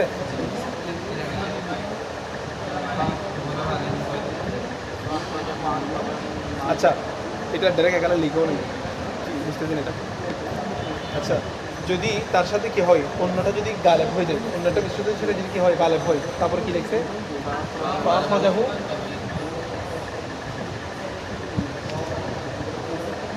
ঠিক আছে, ফাখরাজাহু, যেটা মিশ্রিত হয়েছে গয়ের, যেটা ওই গয়েরটা তাকে বের করে দিয়েছে, তাকে কি করে দিয়েছে, আখরাজাহু, তাকে বের করে দিয়েছে আনতাবাইল মাই, পানির তবেইয়ত থেকে, স্বাভাবিক অবস্থান থেকে তাকে কি করে দিছে, বের করে দিয়েছে। মানে এখন এটা পানি আর বলতেছে না, এটার নাম হয়ে গেছে এখন শরবত। আচ্ছা যেমন কালা শ্রীবাতি শরবত, শরাব, ঠিক আছে। তারপর কি ওয়াল খিল্লি, খিল্লুর মানে কি, সিরকা, খিল মানে সিরকা না, সিরকা কি, ভিনেগার, সিনির কি, ওই সিরকা যদি খেজুর হয়, খেজুর ভিজানো পানি, এটাও খেজুরের সিরকা। তারপর হচ্ছে ওয়াল মিরকন মানে কি, ঝোল, পানিতে যখন মরিচ মশলা সবগুলো দিচ্ছে তখন এটা স্বাভাবিক পানি আছে, ঝোল হয়ে গেছে। তবে সেটা যদি এত কম দিছে সামনে আসবে, যেটা তার স্বাভাবিক প্রক্রিয়া তাকে বের করে দিয়ে দেয় নেই, ঠিক আছে, পানি তার লোকে ঠিক আছে, তখন কিন্তু ও হয়ে যাবে না, হ্যাঁ না। এখন এটা আমরা বলার পর থেকে ওরা একটু ঘন করে খাচ্ছে, মানে ওরা ওদের ডাল করে, তখন আমরা বলতেছি, তখন ওরা ডাল নাকি বাড়াই দিচ্ছে।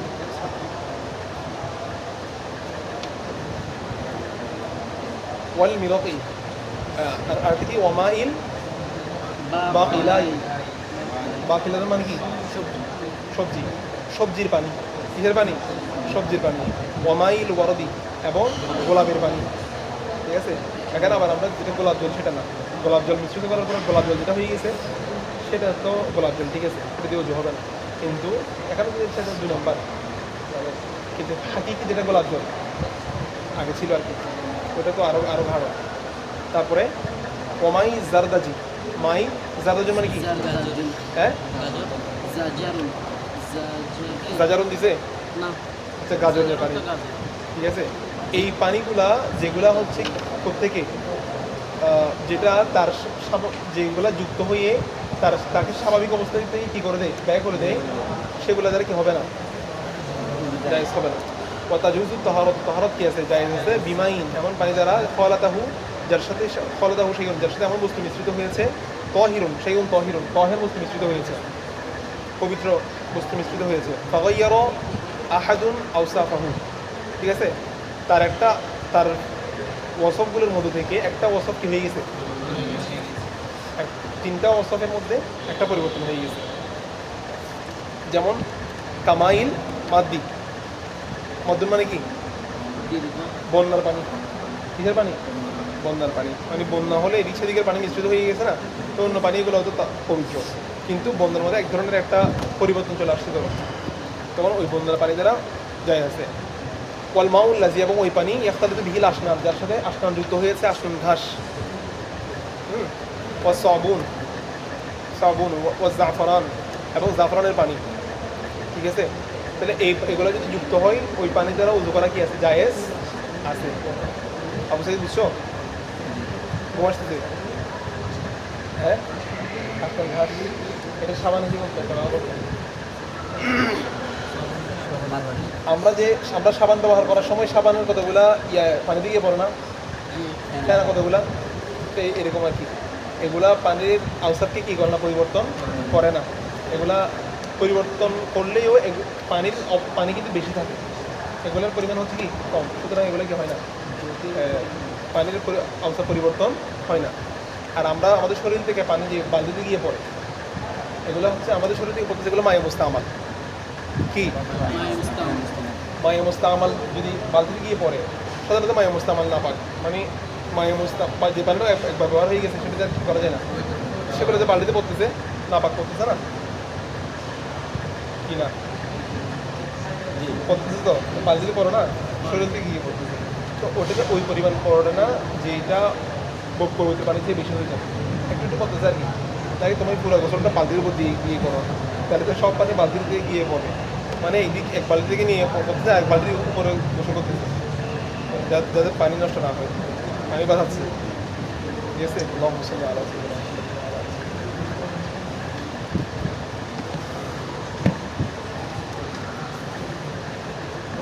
তোমরা সময় থাকলে একটু তাকড়া করিও পড়াগুলা, কারণ এগুলা ফিকহি মাসলা, কথা বুঝছো? নিজেদের মধ্যে যদি তাকড়া করো আর অনেকগুলো প্রশ্ন উঠে আসবে,